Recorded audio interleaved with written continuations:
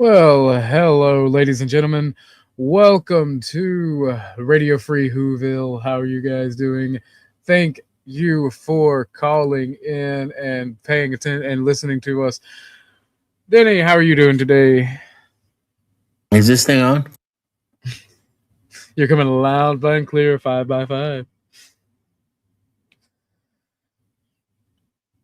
Oh man! What else?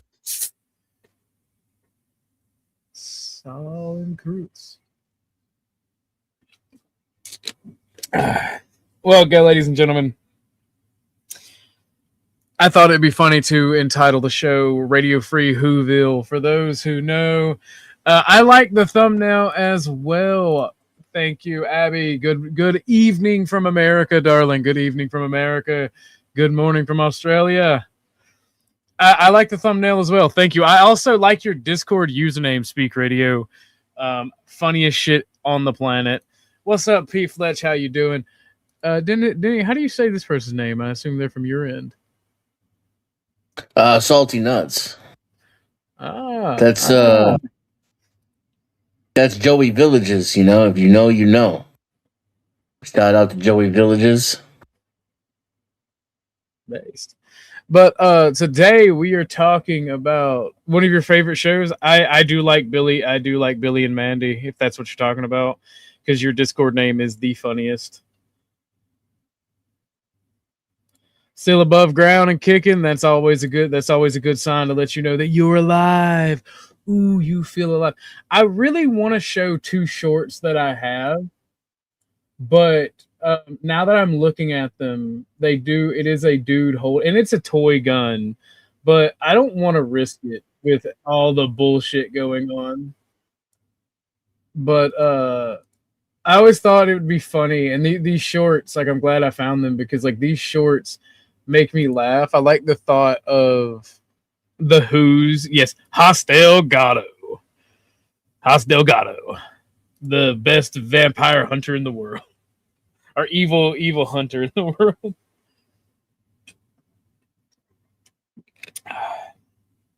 But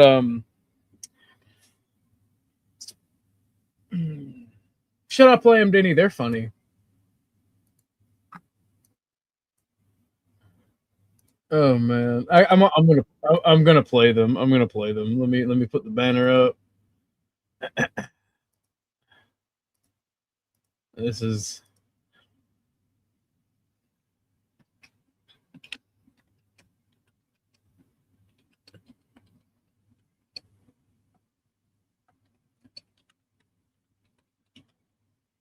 There we go. This should be safe. This should make it safe. This is Guns, YouTube, and AI.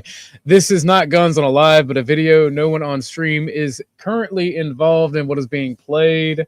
So let's watch this. I think these shorts are absolutely hilarious. Whoville is invading the Middle East. Whoville needs to do what's best for its security. That's why we're joining the United States and Israel, and we're getting involved. Iran having a nuke is the biggest threat to Whoville. What is Whoville like in a snowflake? All the more reason. We're very exposed. Wouldn't the biggest threat to Whoville be climate change? Yeah, like the snowflake would melt? I didn't realize I was talking to a cuck-faced Libby Tibby over here. Well, that sounds really hard. You probably think it's perfectly okay for a bunch of starbelly sneeches to compete in women's Who sports. What's with the purple camo? Like, this is to disarm the enemy. Come in, we're juggling, playing the fluber, and then it's down the trees, die! You're describing a war crime. That's a war crime. It's not a war crime. Technically, Whoville did not sign the Geneva Convention. What? That seems like an oversight. You cannot take our mustard gas away from us. You cannot take our mustard gas away from us. Oh Lord. And then there is a part two. There is a part two. And like, I saw this, and this is what gave me the inspiration for the title stream on my end. Radio Free Whoville. Whoville is under occupation, ladies and gentlemen. Whoville is under occupation. If you are listening to this broadcast, you are the resistance.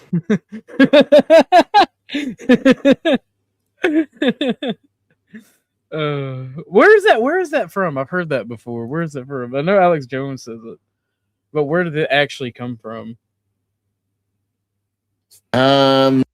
I got it from Alex Jones. Other than that, I don't know. Didn't they say that? Didn't they say that in Wolverines? Yeah, I was gonna say it's so we both thought of the same movie at the same time, so maybe that is legit. I was gonna say maybe it was in New Dawn. Is that Red Dawn? Red Dawn? Yeah, Red Dawn. I don't know why I called it Wolverines. I like the first Red. I like the first Red Dawn, but I love the second Red Dawn. I don't know why I like the second one. I guess it's because I'm younger, and it appeals to me. It came out when I was a teenager, right? The second one did, but the more realistic one is the first one. If such a thing were to be realistic to begin with, you know. So speaking of, and you titled your half of the stream, The Empire Strikes Back. So there's one thing that I always talk about, and that's the Indian menace, right? And it pisses off a lot of people, but what people don't realize, in 2014, India set about a policy to use their diaspora to control the politics of other countries to favor India. And they modeled this off of APAC and off of the Small Hats. And it outright says it. So the original has a sequel titled Steel Dawn. Are you serious? Yo, Fletch, I'm gonna give you a wrench. You got to find me a link for this. You got to find me a link for it. You've got to find me a link for it. If it's a porn, I'm taking your wrench away, Fletch. If it's a porn parody, I'm taking your wrench away. If it's a porn, I'll give you a wrench on my channel.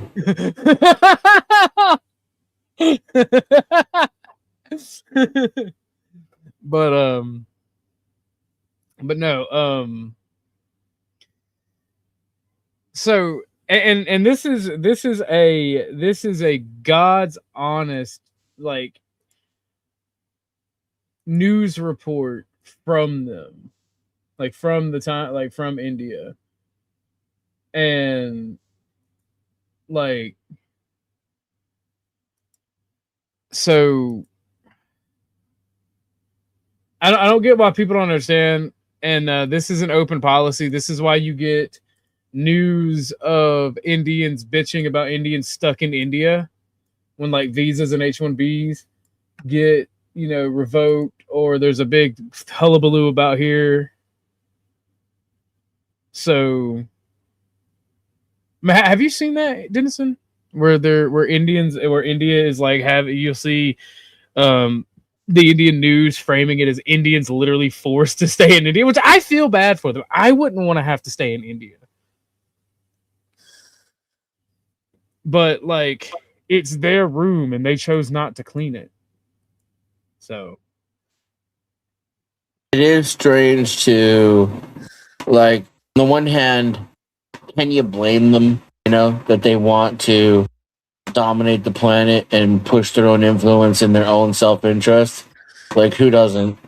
On the other hand, I feel like once you've dominated the planet, like the British Empire, for example, then you're, like, not so hung up on it. You kind of like, hey, let's maybe share a little bit and everybody kind of cooperate, which is convenient when you've, won and you've killed everybody, right? But still, that sentiment of, like, thinking about your nation state or your race and pushing it all over the world kind of gets a little bit old. But then on the other hand, it's like, I mean, it becomes a question of what values you are espousing. So, I mean, is Indian culture good for the rest of the world? I don't know. That's above my pay grade. Fuck no, bro. They still shit in the streets. No, it's not. Yeah, and that was what I was gonna say. Is, like, even considering all those different counterpoints, you would think you would still want to dominate your nation first and clean up the actual like ocean of shit that you have in your country and then expand outward. And again, I still submit it's above my pay grade, but I can't tell you, like, the customer service has gone to hell. That's all I know. So, for first order of business, Li Fang uses 3 Ys. That means whoever they are, they want the D. Welcome, Li Fang. Welcome, Li Fang. Thank you for coming. But no, me and you were talking a little bit before the show. What's up, psychedelic Dashton on the Vampire? How are you doing, bud? Pretty good. But and this is one thing I try to remember is like I'm a reformed hater, right? So I try not to hate anybody, and so I try to keep a lot of my Indian hate down. But objectively speaking, the industries in the U.S. that they dominate and take over get worse and worse and worse. I'm and We're talking about dot Indian, not feather Indian. Feather Indian. Yes. You were talking about some other type of Indian? I want to know all the Indians. Well, we got Indians from India, and then you've got if you know, you know. If you watch my shit and you hear me go India, even if you know, you know. That is some obscure Orthodox guy that probably only one person watching will know or understand. But like Red Dot Indians, yes. yes, those Indians. Indian, yes. But like I'm genuinely trying to make sure that it's literally the critiques are economic and not racist. That's my biggest concerns. Like I'm trying to be a good person. So whenever I talk about these particular issues when it comes to, you know, Indians,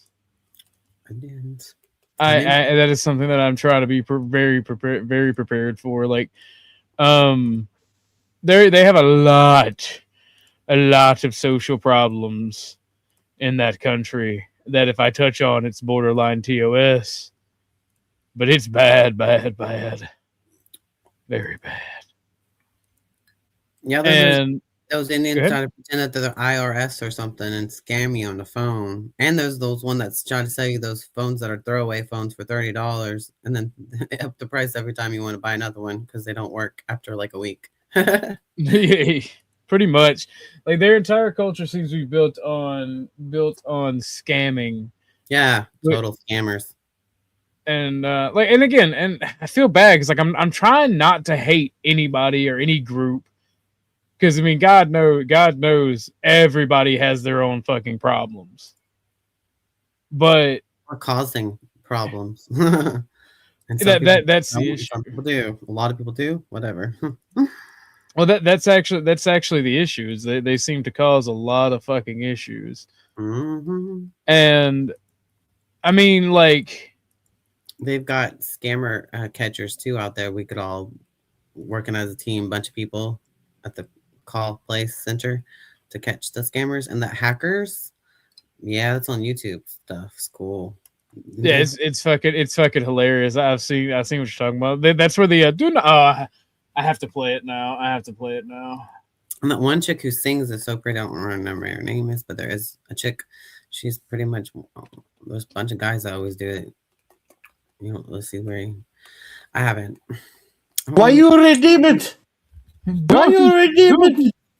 Yeah, know exactly what I'm pulling up, don't you, Dennison? Dashton, have you ever seen this video? You mentioned it. Have you gotta tell me if you've seen it, but we're gonna watch it regardless. Okay. Redeem. Oh. Ma'am, do not. Enter the code. Do not redeem it. No. Okay. Oh, that's easy. Okay. Ma'am, why did you hold on a get it? second. So, Ma'am, why did you redeem? Hold on. Let me go ahead and do the next card for you then, Steve. Are you mad? Why are you redeeming cards? Hello? Steve? Why the fuck are you redeeming Let the me cards? scratch off the next one. Why are you redeeming? Hold on. Why are you redeeming? Steve, you told Hey, you you told me you wanted the cards. Why are you redeeming? Why did you redeem I'm it? doing it because you told me to give you I am gonna cash. your It ass. says right here. I just love the thought of her cock teasing the shit out of this scammer. Like he's rubbing his hands, licking his lips, thinking he's gonna get like a $500 payday, and she just redeems it into her account. Well, he redeems it into his account because it's one of the hacker dudes Dashton mentioned playing as a little old lady. But he thinks he's fucking won, and he's just losing his fucking brain because like, oh, you got to be quicker than that. That's what it reminds me of. Here, I am gonna your how ass. to redeem Google cards. I'm just, gosh, calm down, Steve. You mother. Hold on, I'll give you the card. Hey, you bitch. Hey, Do you listen to me? I told you not to use that Do not language around redeem. me. Do not redeem. What? Do not redeem the cards. Yes, I'm Do not redeeming the redeem card. the I'm card. redeeming the card. No. Okay. No. Yeah. No. What? What are you trying to say? I will redeem it. So there's the next card. M6Y3 Hello. E3X 7G9K Hello. 48. Listen to me. Listen to me.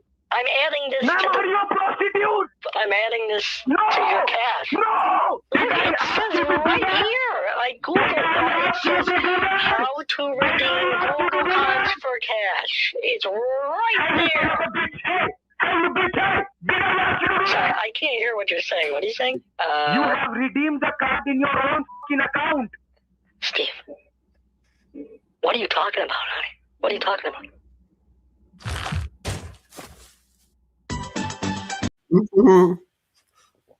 Fun. I love the thought of that, man. That shit makes me laugh. Why does this guy look like El Perro? That's crazy. Vibe, you should come on panel. But me and Dennison had a good point on the take of India. If you wanna rehash that, Dennison. Yeah, which point are we referring to? Oh, you mean about corporate America? Yes, what you had told me, and then I'll repeat what I had thought about it.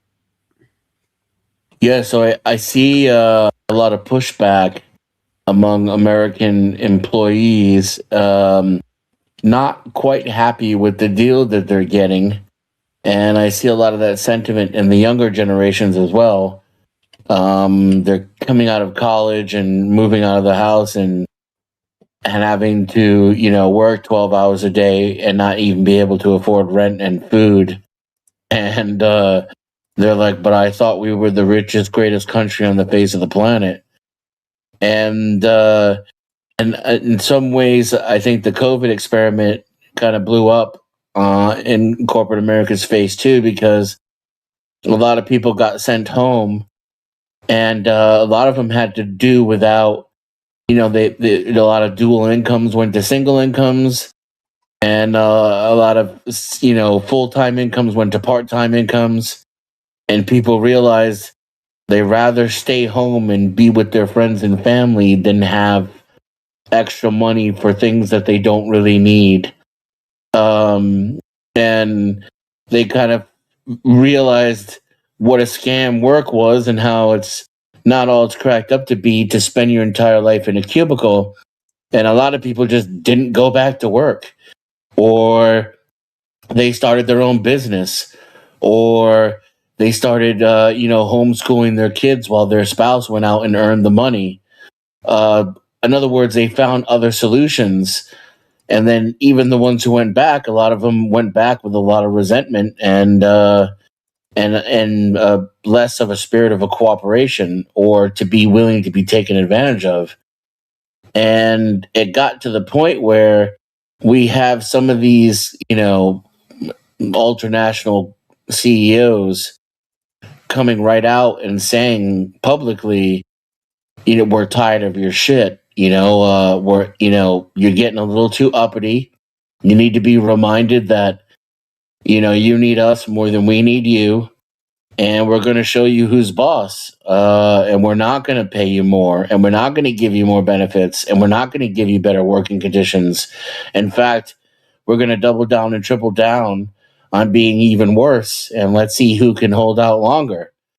And it occurred to me, if the American public were to rebel against that, the corporations would simply replace us with the third world. And that would teach the American worker a lesson on two fronts. First, it would show them that they're not needed and that they're replaceable. And second, it would replace their current standard of living with whatever standard of living is imported by whatever workforce they choose to import. And it looks like, that's going to be India from where everything's pointing. India is the future of the global economy right now. That, sort of what will be replaced by automation. And we all know robots don't need a standard of living and they don't require health care. So we'll see how that works out in our favor as well. Well, and I don't disagree at all with what you're saying, except for the potential outcome, right? Because India, the Indian workforce is a fucking scam, right? They've been caught lying, they've been caught producing, and the only reason it has any momentum today is the nepotism of the Indian community outside of India.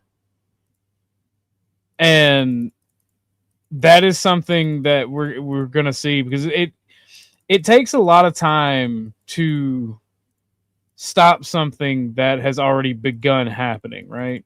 There's a lot of momentum in place. There's a lot of CEOs that have earned their spot that are Indian, and the nepotism is going to happen for a short time.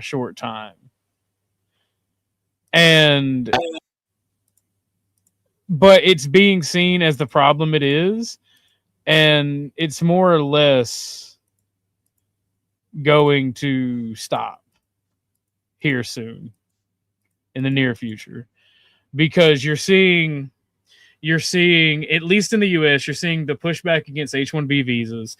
You're seeing the Indian school fraud being put forefront. You're seeing, and I love it because Indians like this whole, and I love this because Indians have given us the best argument against, but these immigrants are socially conservative. I'm a fucking fat boomer retard. They're socially conservative. It doesn't fucking matter.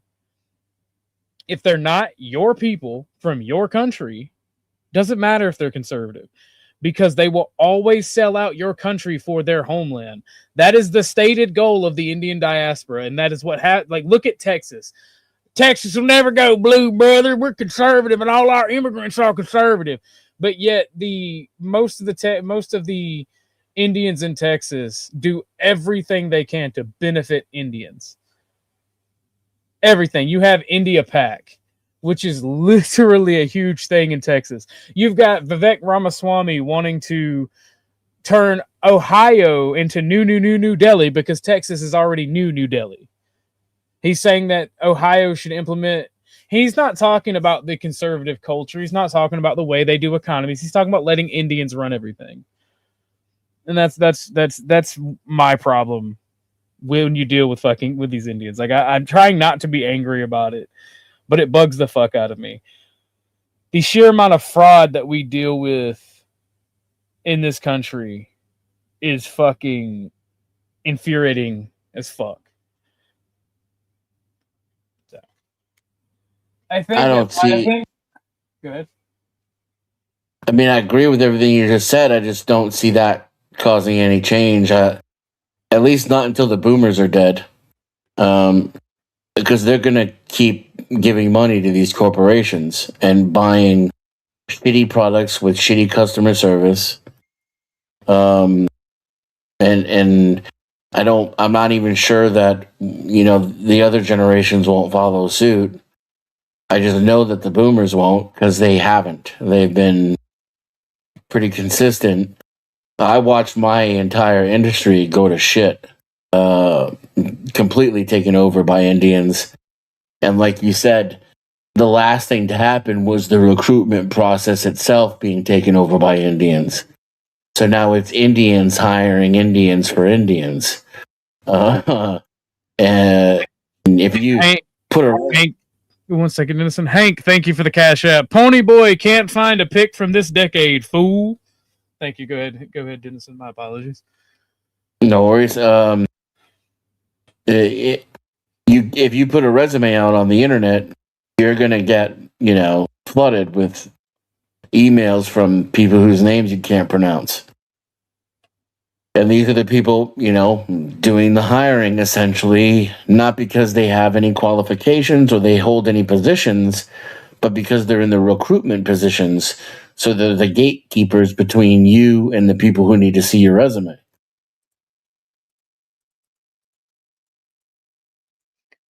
Yeah, and that's why it's so frustrating and annoying. And if you're actually looking for a job like myself or trying to transition careers, you'll see the fraud firsthand, because you'll get a bunch of fucking job offers and it's all just fraud. It's either trying to steal your information or trying to get you to do some fucking criminal activity. Like, there are no real fucking jobs in this country, it seems, at this point in time. Like, it's annoying as fuck. It's gay. And, like, I do see it stop. Like, I disagree with Dennison, but I do agree about the boomer aspect. The eternal boomer is a huge problem. That's why when we were watching that video about boomers, I hated it for the memes, but, like, it was dropping some fucking bodacious facts.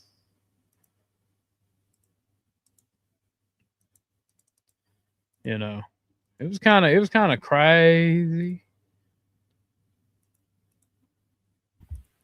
That's right. Americans seem to be happy with less. They're complaining, but they're going along with it. Well, Americans can. You can't bitch about what you get, right? When you beg for it, you fight for it, you literally threaten the use of violence if you don't get it. So, like, here's my biggest thing, and this is everything in the new right can be summed up with don't be fucking retarded, right? You can't want unlimited infinity. I usually say the N-word here. I don't know what to say. You can't get infinity non-American pouring through the borders and have workers' protection and have good wages and have social welfare. You can only have those things if you have closed borders. You can't have cheap goods and a good working environment. You have to choose one or the other. And when I say good working environment, I mean good workers' conditions, good pay, this sort of thing. You can't have free trade and trade with countries that use slave labor. Like, these are things that you cannot do. It's not a choice of you can do one and not the other. No, you literally, like, you would have to have separate markets for separate countries. You can't have free, like, this whole thing, like, free trade and shit. Like, I wish Hornet was up here because he's very intelligent on this, and me and him argue about this all the time. And I bounce off of people, so me explaining it just on my own may not be the easiest or best solution.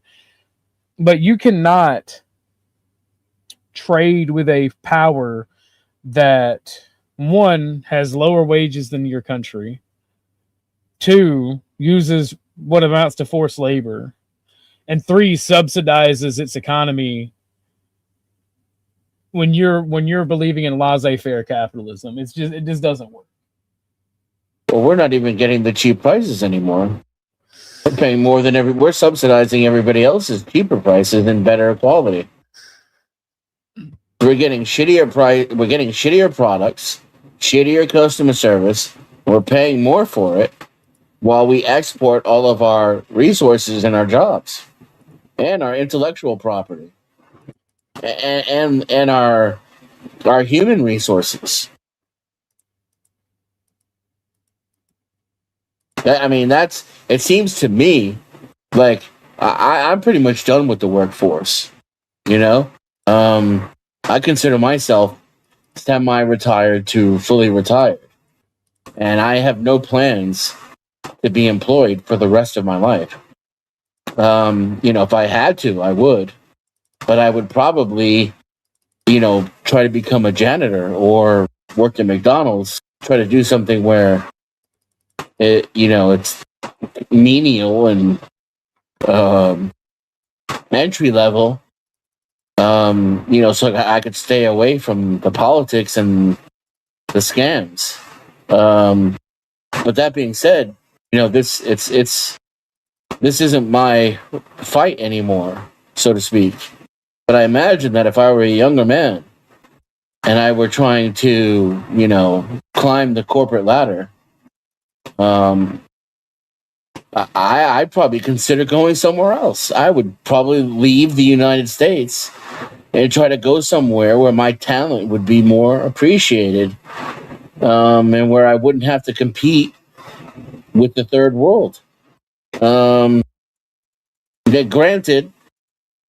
in my particular field, while it was frustrating and it was disheartening and kind of a pain in the ass to deal with people who can't speak English and don't share your values or your work ethic, I had a skill set that placed me out of that competition. I didn't have trouble getting work. In fact, the Indians try to run me down for contract labor because, my particular skill set was very valuable in the service sector of the IT industry. So I didn't have any trouble getting work or competing, and plus, I actually know what I'm doing. I'm not, some Indian immigrant with barely any education and no experience pretending like I know what I'm doing. And so all these things were advantages. But at the end of the day, I'm still competing with 4 or 5 people trying to do my one job for a fraction of what I'm doing it for. And I can't imagine what it would be like for someone new who didn't have the experience that I had. Like, in other words, me starting out again today from scratch. I can't see how it would work. I probably would be looking to countries in Eastern Europe, to emigrate to, honestly, because I'm going to go somewhere where, I'm most appreciated. And in America, if you're an American, you're not the most appreciated. These immigrants are far more valuable to our government and our society, and seem to even get special protections under our laws. They're essentially telling us, if you're born here or your family's been here for a while, we don't need you anymore. You're too expensive. You're too entitled. And you have a shitty work ethic and a bad attitude. And you're lazy, and we don't want to deal with you. Instead of boycotts, I suggest just stealing from corporations, personally. Because that way you get what you need and want, and they still take the monetary loss. And like, this is what annoys me. Go ahead, what'd you say? Shout out to Brandon, by the way. Welcome, Brandon. Well, this is what annoys me, and I love Chuck to death, and I've told you how much Chuck has done for him, but this is what annoys me about the older mentality, right? So, well, you just hurt your fellow customers. Yeah, you can steal too. You can steal too. Everybody can steal. It's like, well, I just don't want to be a shitty person. It's like, okay, well, I don't want to deal with... Hank has a question, Dennison. It says Denison, Mexico versus India versus China? ? Mexico, I mean, on all fronts. So if you're talking about where I would go to Mexico. If you're talking about where I would rather have people come from, the answer again is still Mexico. I wouldn't mind visiting India and China, but I couldn't see myself emigrating there. And I think I would probably pick a place in Eastern Europe over a place like Mexico. Mexico would be easier, but I don't think that I would be as appreciated financially as I would be in, say, a place like Poland, for example.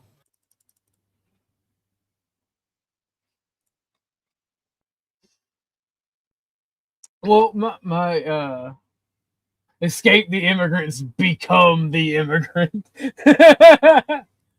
I'm saying. I mean, like in other countries, and this is what makes me mad. In other countries, they actually get fucking mad and do something about like Mexico, right? They're trying they were having problems with expats living in Mexico City for the longest. Like they were bitching about the same things we're bitching at, except for their government allows them to commit violence against American expats. Like their government allows it, and even sometimes encourages it.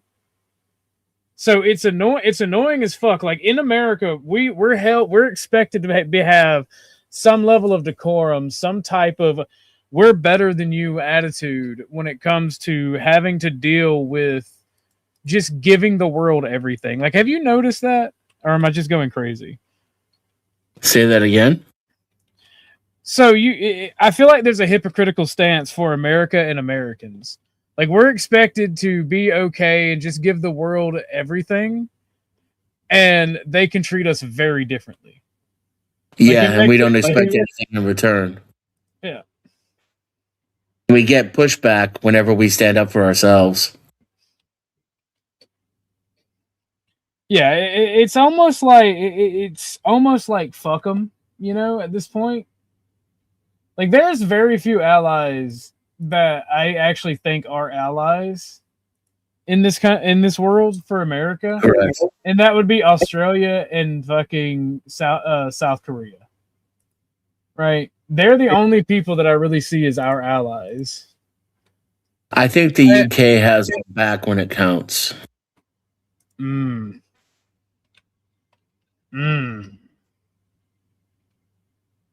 That's where I disagree with you. Why do you say that? Because we're tied at the hip financially. We have been. The Anglo-Saxon Empire that the American government now holds the seat of, at least militarily, it shares roots and a common ancestry with Great Britain. And so, like, you gotta grant them their problems. They're being flooded by immigrants and overtaken by whatever you want to call these, like, actual immigrants running their country. Like, but their mayor is not British or something, and like the mayor of London's not even, English, I should say. And yeah, so that causes policy problems between the two of us.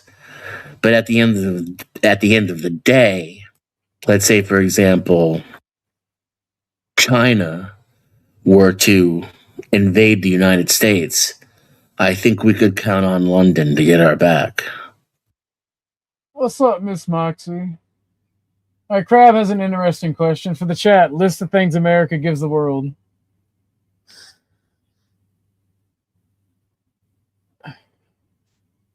The silence. Security. We subsidize prices around the world too. With our research, our technology, our innovation, we actually provide the products that the world runs on, but we also spend the most money investing in it so that the costs go down for other countries, and we also spend more per product so that prices can be more affordable around the rest of the world. And America at its best also, people might shit on this, but it sets a good example. That's probably its most important export is its culture. And obviously no nation really lives up to its greatest values, but here's the thing, I could shit on American culture and nation states and the whole global system altogether and tell you what a political atheist I am. But if you believe in nation states and you believe in rights and you believe in democracy and you believe in any of that shit, then those things come about because of societies like France, like America, like where's the country where everybody's issued a rifle? Switzerland. Is it Switzerland? We stole our constitution from them. I'm not sure about that part, but Switzerland is a country everybody's issued a rifle. Yeah, we base our constitution off of a few pioneers who existed before us, and we built upon those values and we spread them around the world. And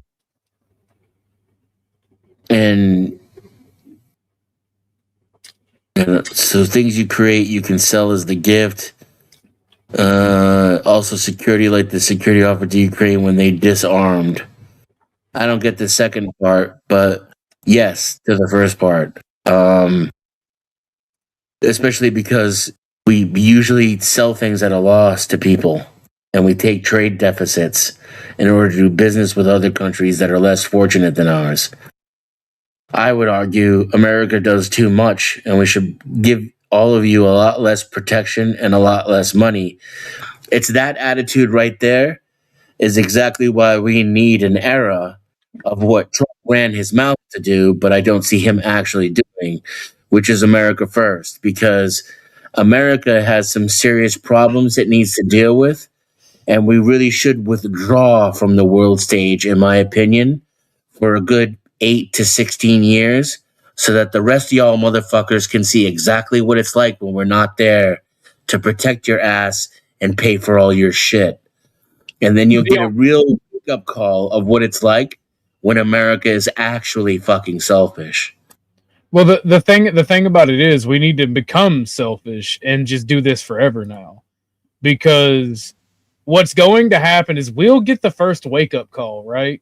We'll realize just how dependent on foreign resources and labor we are if we start looking inward again.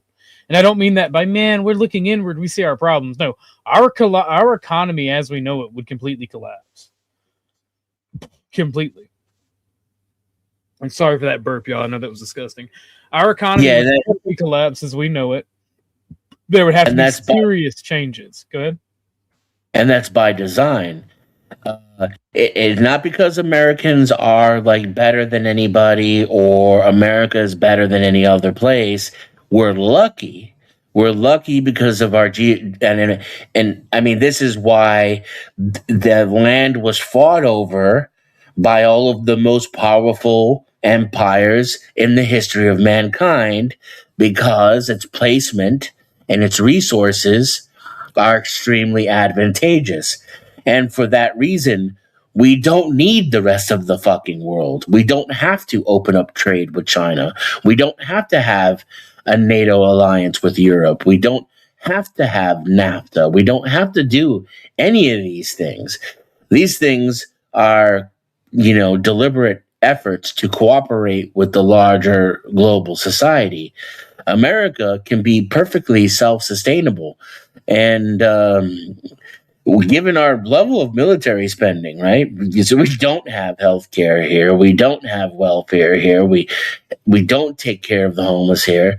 But we got lots of bombs and lots of nuclear submarines. We call it the unhealthcare budget. But no, so Crab, brother, you know I love you to death. and I wish you could come up here because this is an awesome conversation. Because as an Australian, you are like one of the few countries that actually got stabbed in the back by the U.S. that we do owe a lot to, that has helped us. I would like I said, that would be Dennison would add the UK to that, but Australia and South Korea, they have a right to be mad, in my humble opinion.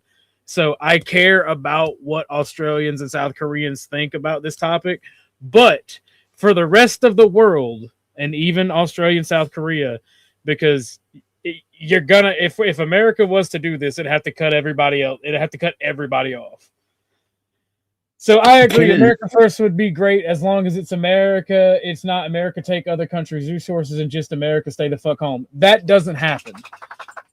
Australia, in my opinion, or from what I know, Australia does not have the population to engage in actual traditional nationalism. Yeah, I think y'all have the resources, but you don't have the population.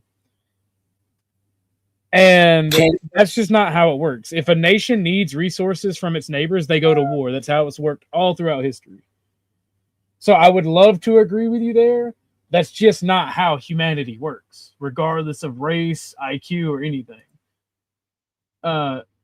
It's just not. It doesn't happen, and it's not just an America problem. It's literally tribalism. What were you going to say, Denny? Can it not be argued that South Korea was created by the United States? That they wouldn't even exist if it weren't for U.S. intervention and U.S. military power? It can very much be argued that for both North and South Korea, just, replace the U.S. with the USSR in North Korea. So, yeah, same thing with Vietnam, but Vietnam is not a traditional U.S. ally. Yeah, what wasn't South Korea just like for the longest, just like a CIA fucking black site for a country? Like, wasn't it ran and operated by the CIA for the longest? And even somewhat still now? Well, I think it would make sense that we would use it as an outpost because it's the front lines of a global war, even if it's a Cold War. My point simply being, though, that the North would have steamrolled right over the South, and they'd all be living on the wrong side of that wired fence if it weren't for Americans putting their nose where it doesn't belong, right? So to speak.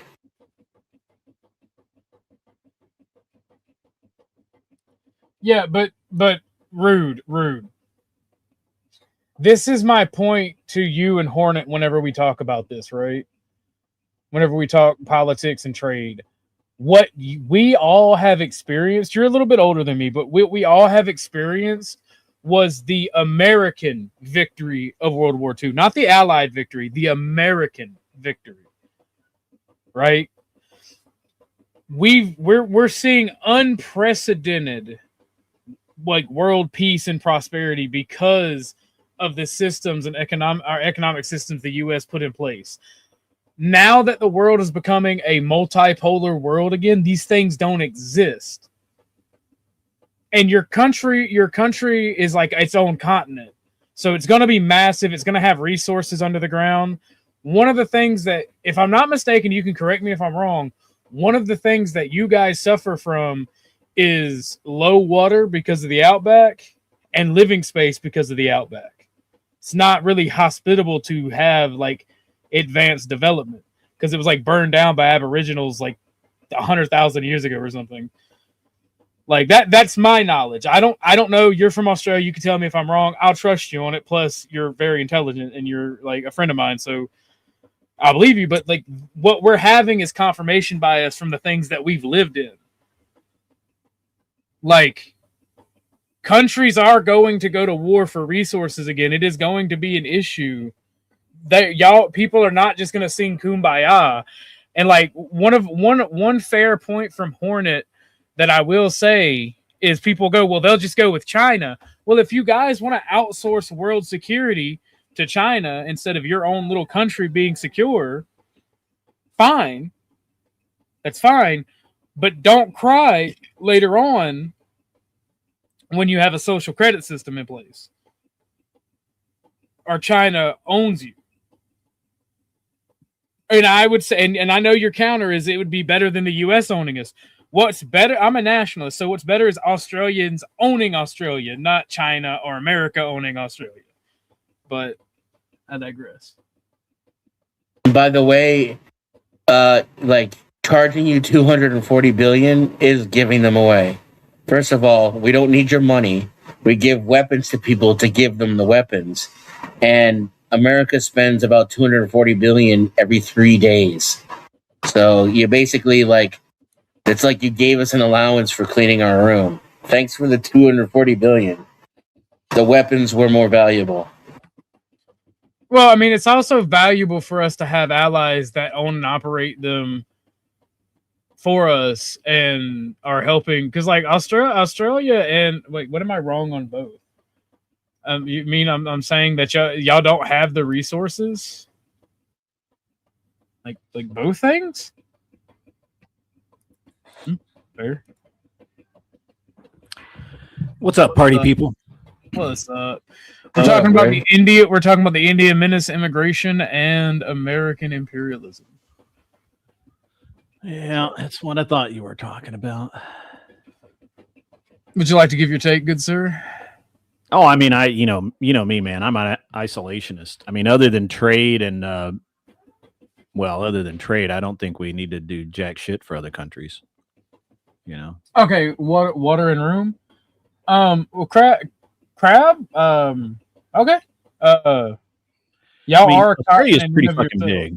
I mean, it seems small, but it's actually really big. And you know, I don't think Australia is an underdog at all. I think that if they ever get their politicians under control and really start, getting their shit together and becoming a cohesive country, they're a superpower in the making, to be honest.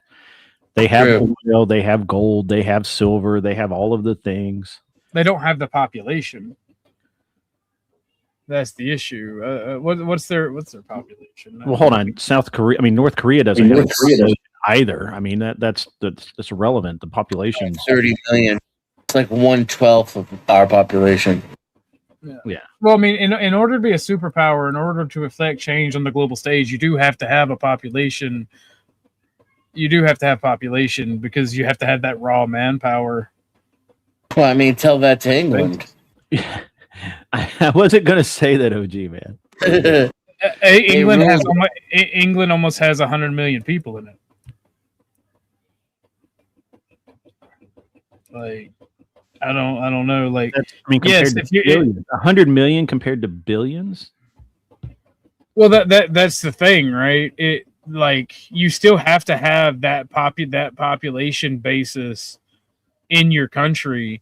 Now, if you have a technological boom that makes you more efficient and more able to cut down like 1,000 Zulus to one Englishman, yeah, that's better. But you still have to have the basis population to fill certain roles in economic fields to get there. I think that's overly simplistic, and I think Dennison is holding back here because I think he has to be fully aware that the way that the English ruled from like 1840 all the way up to the mid 1900s was they basically adopted the local population, put their leaders in, and the local population became English citizens or subjects, I guess. And therefore that's a little tiny island country that most of their subjects had never seen ruled half the world. I mean, and they could do it even easier now. I mean, people are just screwed to their computer screens. Like now is like way easier to become a world superpower. If a country wanted to, it'd be way easier. May the sun never set on His Majesty's empire. That's right. That's right. So normally I would fight Dennison on this because I don't think it's raw. I would agree with him that it's not raw human numbers that matter, but it's the ability to ramp up technology to and the willingness to put technology and bombs on target. And a lot of countries just simply aren't. Their politicians are pussies. But and normally I would agree with that. But I think that going forward, you're going to have automated factories that run 24/7 that need 2 guys to run the whole damn thing. So it's Right. Grit, I knew you would eventually be a communist. Trash. The plant manager and the maintenance engineer. Bro, that's it. My buddy, who by the way, shockingly, is actually Ukrainian, in Michigan. My buddy in Michigan has a home. He works for a company that makes battery enclosures or some bullshit for electric car companies. And but what he does in his off time is he has a machine shop in his backyard, like a full-on 5-axis CNC machine. And he's running parts while he sleeps. Like he just goes, he loads up, goes to bed, comes out the next morning, parts are made. And that's one guy. It's one guy in his backyard. I mean, you can't imagine the power of superstructure. And this is actually why I'm glad that the Iranians are, backwards gorilla apes, like I'm glad that they're fucking sand monkeys, because if they ever got their shit together and went technological, they have no limits on what they would do. And it would be bad for the world before we were able to stop them. Well, that's the thing, right? I'm sorry, did I get too dark there? I'm sorry. No, not at all. That not at all. That was the perfect amount of dark. Wrong meeting. Sorry. That was for the meeting down at the docks. Forgot where I was for a moment. What up, OG Double G? What's up, Spin City? Bye. What's let up, me get a face cam, sir. Let me get a face cam. How about now? All right. Thank you, Vibe. It's Vibe, the man, the myth, the legend. Oh, this fucking guy. Wrong meeting, Grid. Wrong meeting. I'm just gonna say wrong. I have to say wrong meeting. Wrong. Grid. I sent you the memo. Got the dates mixed up. Yeah. Wrong meeting. Wrong meeting. But I mean, I get where y'all are coming from. But there's a certain level of population that you have to be able to pull from that human talent. I think you're looking too far backwards, man. I mean, one guy with a nuke holds an entire country hostage. One guy. Yeah, but the thing about it is, man, like eventually paradigm shifts change. Things happen to an economy. Sure. You can't be so forward thinking you think like a Neanderthal, right? Because there is some dogma to thinking forward completely. The whole system that we have collapses if there are not continuous increases in population. And it also collapses if you rely on immigration to fill that continued population increase. In order for capitalism to exist, there has to be motherfuckers to buy shit.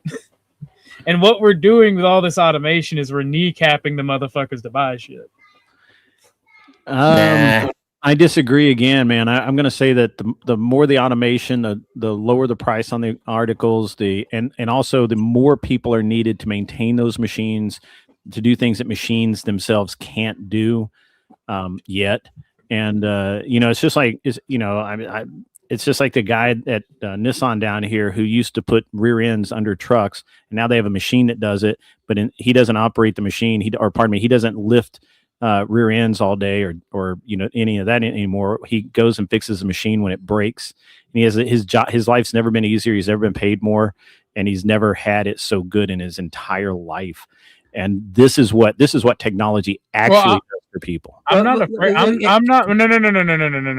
No. That guy may fix it, but the dudes who worked on that line with him, like 6 of the 7 people that worked on that line, no longer have a job. Yeah. So, and I'm not afraid. I'm not afraid of technology. I went to college for electrical engineer. Granted, I didn't graduate. I love technology. I see its importance, and if that's how the technology and automation worked, if it augmented human ability, I'd be fine with it. But what you're seeing is the wealthy people in the upper class benefit from it, so they defend it with their life until they don't. and I you don't just think that's just I've something to benefited deal with. from it.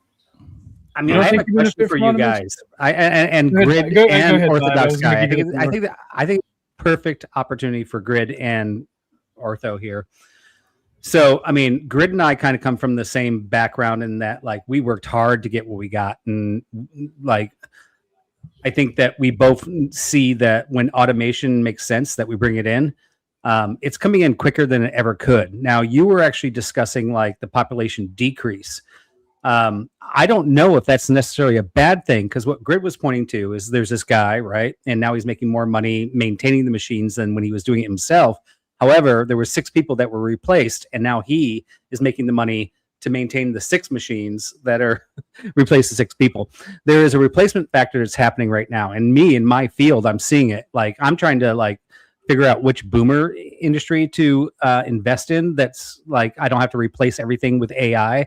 AI robots scrubbing like at the car washes and doing that stuff, right? The replacement factor is becoming really realistic. And so my real question to everybody is kind of like, maybe we should let the population decrease as the job capability for everybody to have a job, if we keep on increasing it, is going to go away. Because otherwise, we just got a lot of lazy sloths out there that are taking advantage of the technology that like all of us built.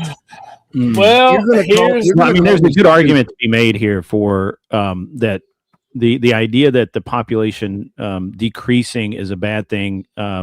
It really only hurts the liberals and the leftists and the people who don't want to have families, who don't want to have to invest in themselves and move and get better and move forward, and they want all of this communist garbage. And so those guys get hurt because the machines replace them. Whereas the people who work hard, who actually work hard, who actually put in the time, who learn, who excel, and who want families and live good lives, for the most part, are going to excel and be around long after. All the lazy people will hopefully go away, and the good people will stay. And I don't have a problem with that. And especially since, a lot of the anti-Christian people, a lot of the naysayers, that's you, Trippy. Yeah, that's you, Trippy. I mean, yeah, that's a lot of these degenerates aren't breeding at all. And when they are, they're giving up their children to other people like me. And so they're gone. Like their entire, we could see an entire reversal of opinion, and not unlike another event. Noah's Ark, the flood. Look, The real question is do we need to be at replacement value with the way, like, there was a time when we needed to replace humanity to continue maintaining everything. Are we getting at that crux where we don't actually need the replacement facility of humanity? Vibe, I want to say something on something you said. Whoa, hold on. Let me jump in here. I'm all for this because I believe in eugenics. But the problems that you got, the issue with you guys is this is uncontrolled eugenics. You're not tested. You're not doing it because you're taking out the complete bullshit that is the corporate and American system. This is how Skynet started, guys. Well, no. Just because somebody's rich doesn't mean they are good. They have good genes or anything like that. Like, that does not mean the case. How does it play out, right? And I'm actually only asking the question. I'm not saying this is something I'm for. I'm just asking the question. Like, if all of a sudden we start replacing jobs and we don't have enough jobs to give people, and we continue our growth pattern, what do we do with those people? And then the only solution to that I can think of, and I'm just throwing this out there, would be socialism, like universal wages. Where do we go with that? There's going to be a point where the people who are suffering under the system that are actually valued genetically, i.e., they're smart or they're strong, they're going to fight against a lot of the incompetent wealthy people. There are a lot of incompetent wealthy people out there. who just Well, inherit this their is will. this is It's two easy. arguments, It's right? easy. It's easy to make money if you already have money. You're arguing rich and poor, and I'm arguing like, and I can see where there's a symmetry between the two, because the rich would probably be in control of all the things that are manufacturing things.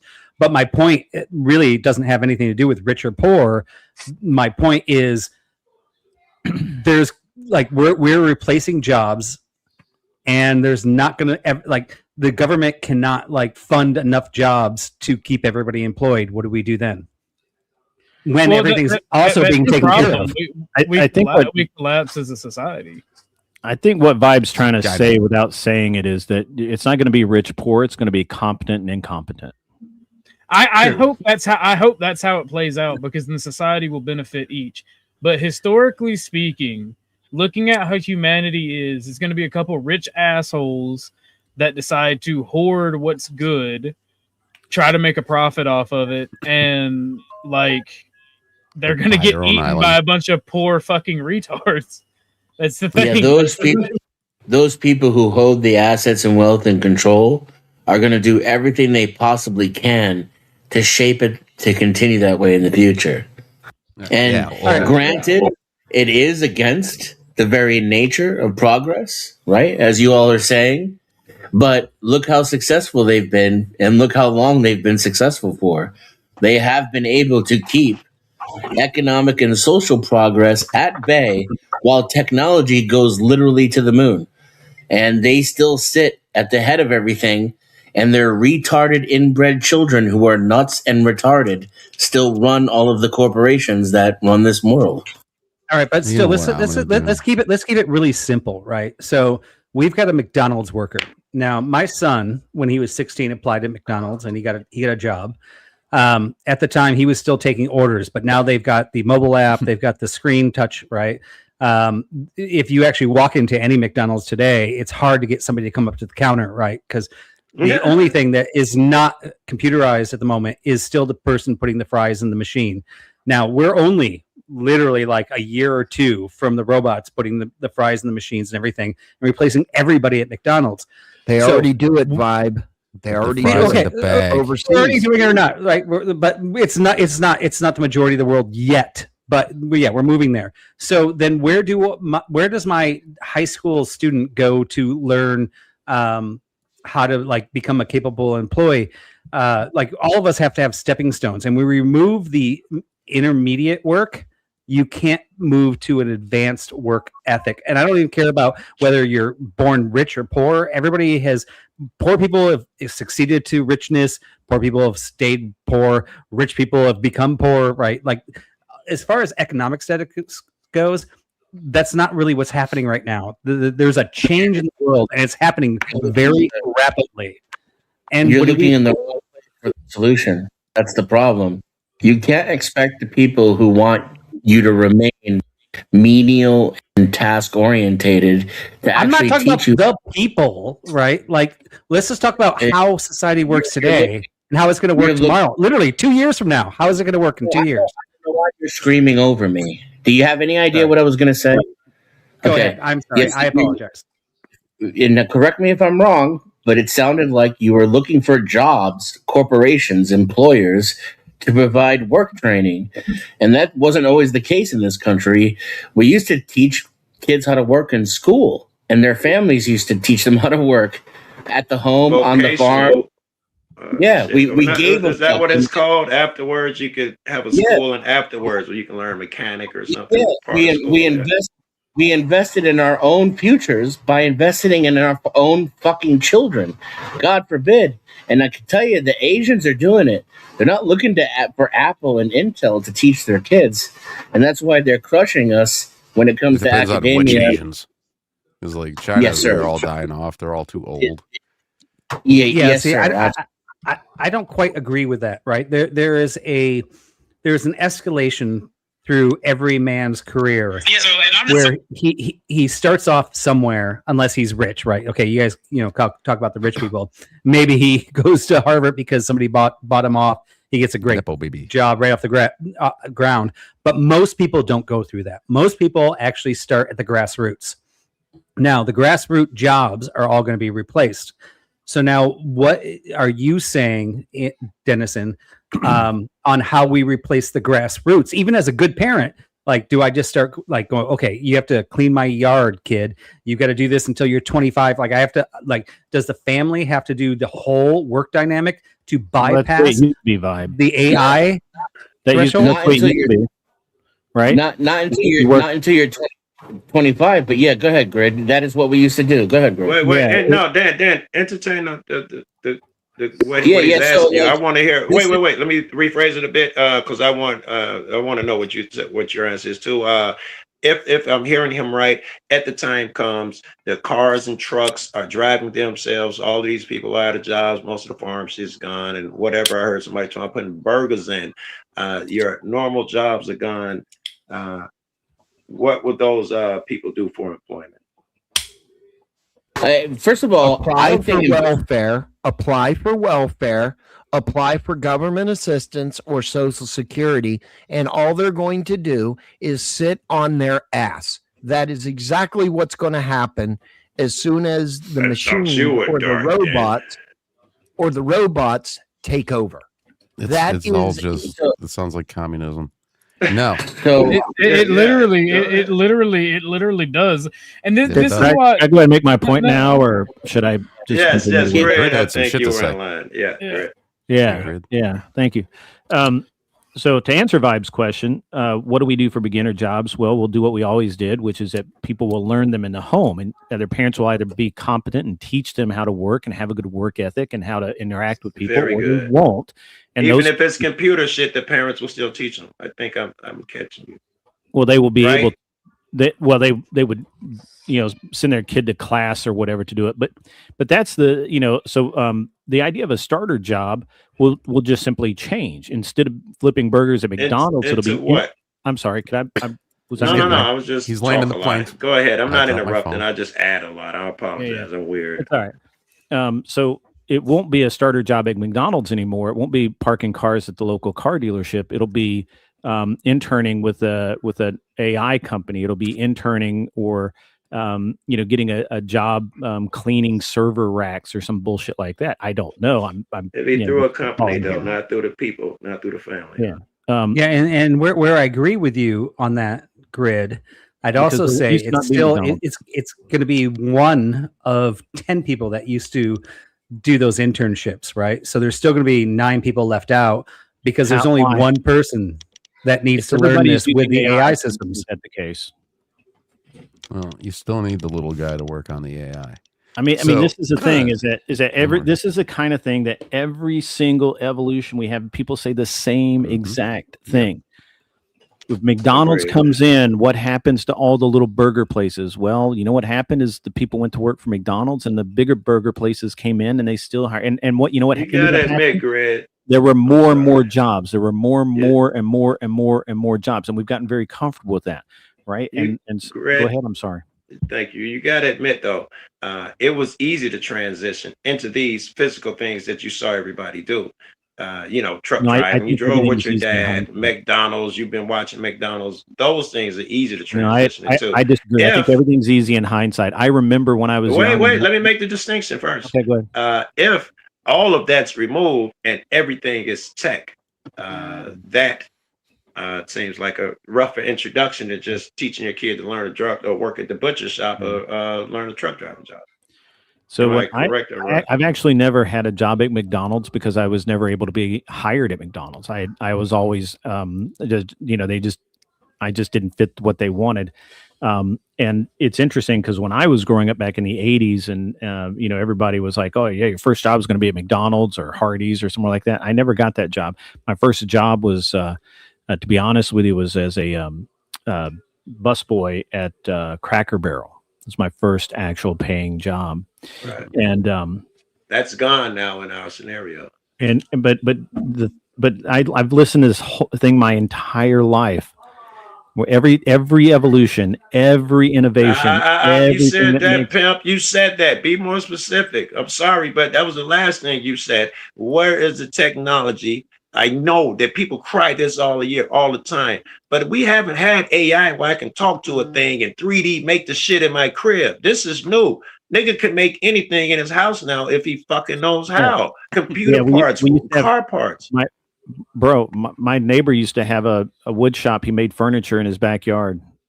Where's the difference? Who taught him? No, this is definitely different. Magazines. That's the difference. I'm assuming his dad or some other people. Okay, He didn't go to a company to learn how to make wood in his backyard, which is what you're saying people will do now. This is where it gets into the communistic aspect, right? Because there really is no different. Grid's right. There is no difference. Explain it why. Because if you don't want to adapt and learn how to use the AI, that's on you. There are people out there like Trippy and Jamie who know a shit ton about AI, who could probably hook up a lathe to it and make furniture. All right. Again, that guy, that just because somebody's family taught them something doesn't mean that guy It will be your has a friends. benefit. It makes sense. It doesn't mean it has a benefit over you. It's just you haven't gone to do it. And I want to agree with you, Joe. I want to agree with you, but I'm agreeing with you now. I'm agreeing with you now. That introduction will, yes, hey, flip flop. That introduction will come naturally for the newer people. It would do the technology would be in front of them on TikTok. They'll learn through that way. They'll learn it that way. Yeah.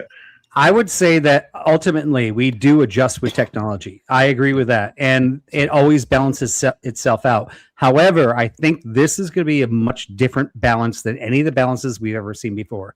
I do not agree that it's like, like when robots started manufacturing cars on the auto line, we're like, okay, we adjust it, right? This is not the same thing as all the adjustments we've done for technology in the past. This is I see a path now, different. This is shit totally came out different. of OG mouth. We agree it's different.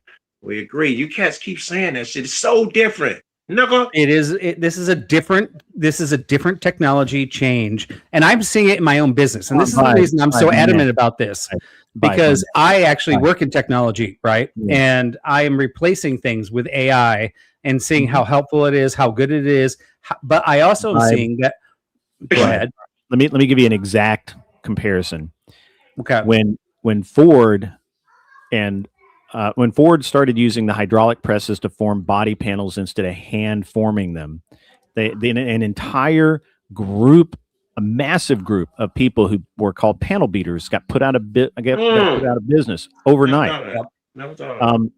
And literally everyone's saying the exact same thing you're saying. Man, technology fucked us. Technology now they're spitting out a fender every 2 minutes. Every 2 minutes, I see the man. path, bro. I see the path. And then all of these people who had spent their lives learning how to form metal were all of a sudden like, fuck, what do I do?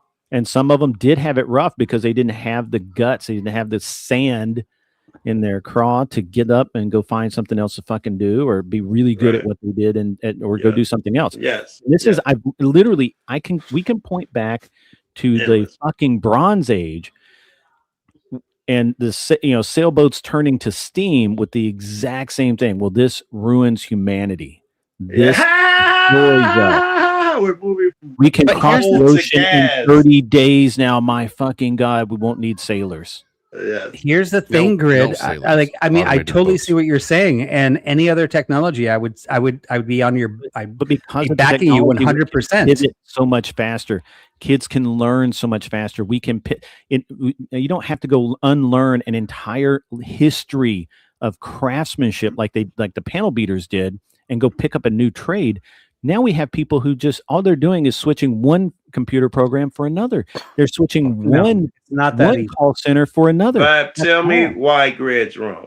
Don't just say you're wrong. Tell me why he is wrong. I know I'm not wrong. What will stop it from happening this time? Well, no, I mean, this I think is a dramatic change from anything we've seen in people adapting, and I think we will adapt.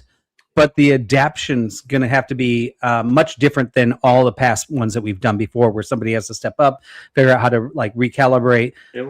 This is going to be a stepping out of the work community, and trying to figure out how we place them into the community, do something better. Are you sure? Because the kids at 3 years old can use phones now. By the time they're 15, they know these avenues now. They're not. It ain't like my old ass trying to learn new skills. These people will be adept in their Older language. than you, Joe. I'm learning it. Well, I mean, the big thing we're seeing right now, like Adobe Photoshop was Adobe is a huge company. Adobe is crashing right now because nobody has to actually hire anybody to do art anymore because they can do it for 10 cents a photo Grid just versus explained hiring it somebody for. happens. He gave you a great Right. example with the panels. Grid just did. It will overcome. How will The it same overcome? Adobe cats that are dying. Oh, Adobe is dying. You're probably right, but a new company. Yeah, will yeah, well, pop up. and we've seen this in the past too, where we saw where like who was the photography company? They had to like Kodak. Kodak. You know, Kodak Brian, had you to know what totally, fix like this, Brian? rechange, right? A good world war. We need Yeah. to take out about a quarter of humanity, and then it'll be all better. What is it Well, exactly yeah, that you're afraid of? That's what I was saying. That I mean, my original point was a little bit of population reduction wouldn't be bad with what we're going through right now. And I yes, did not we will hear- adjust. Africa. And I am not the I'm not the doomsday guy here. Into a parking I'm just lot. saying things have to change. Things are going to change. And Okay, if I you guys hear don't two believe me, different positions. I hear people say we need the population or we'll all die, and I hear motherfuckers say that we need a chop in population. Who's right? Well, no. So there's there is definitely a decline in population, but it depends on whether or not you worry about it or not. So people like me who are Christian and who do a feel like I'm productive in society. I don't really care if the degenerates continue their line or not. I'm all for ending people's bloodlines. That's if you are too stupid to have children and continue your bloodline, if you're too stupid to not get your 18th abortion, then hey man, fuck you and keep going and drive on because my kids will inherit the earth and yours won't. That's as simple as that. just so everybody knows, we're not in a decline in population. We're still actually increasing population at the moment, and we have been. Well, we're not at However, replacement. at Not the at moment, replacement. we We're not at are. replacement. We're at The only way we can get to replacement is if No. Guys, everybody's talking at once. Yeah. So the only way we can get to replacement. Let me No, Vibe was talking, Greg. No. Let me finish this. We are at replacement level and above that. However, our replacement level has been decreasing, and it is predicted that within 15 to 20 years, we're going to be at a reducted replacement value. However, we are still producing more people than exist every day. So this decline population typically goes to what we're predicting because we are on a decrease, but we're still producing more than are on the planet every day. So we're not actually losing people today, but in 15 years, we're predicting that we're probably going to hit that moment. So when people are like, we're at a, it's still increasing, but this decreasing on the amount we're increasing. Wait. It's increasing at a slower rate. Gentlemen, hold on one second. When someone's speaking, let them finish, and then please try to fucking land the plane. Don't be long-winded, or I'm gonna start cutting people off because I got to get better at people management. I'm gonna say this, and I'm gonna give Grid the floor because he said something first after Vibe, and then Joe. Vibe, you're a liberal. You're a liberal. The way that y'all. I cannot believe you just called me a liberal. You're a liberal. You're a liberal. Everybody's a liberal Yeah, nowadays. you're a California conservative, i.e. a liberal. Hell no. Yes, and I can prove it to you at a later time. You're a liberal, and the way you count people and population increase is retarded because I break it down by demographic. No, people are not at replacement levels, and I'll leave it at that. If that makes sense. I think it's saying that those who should are reproducing and those who should not are not. And I'd say he's wrong. I am not making up stats here. We are still producing more We people agree. than the amount of people dying. I don't think those numbers are accurate. Yeah, but those people that we're producing are the takers of society, and I'll leave it at that. Well, that doesn't matter, right? I mean, to the point of it doesn't matter when you talk about population decline. People aren't talking about welfare queens. They're talking about the producers of society.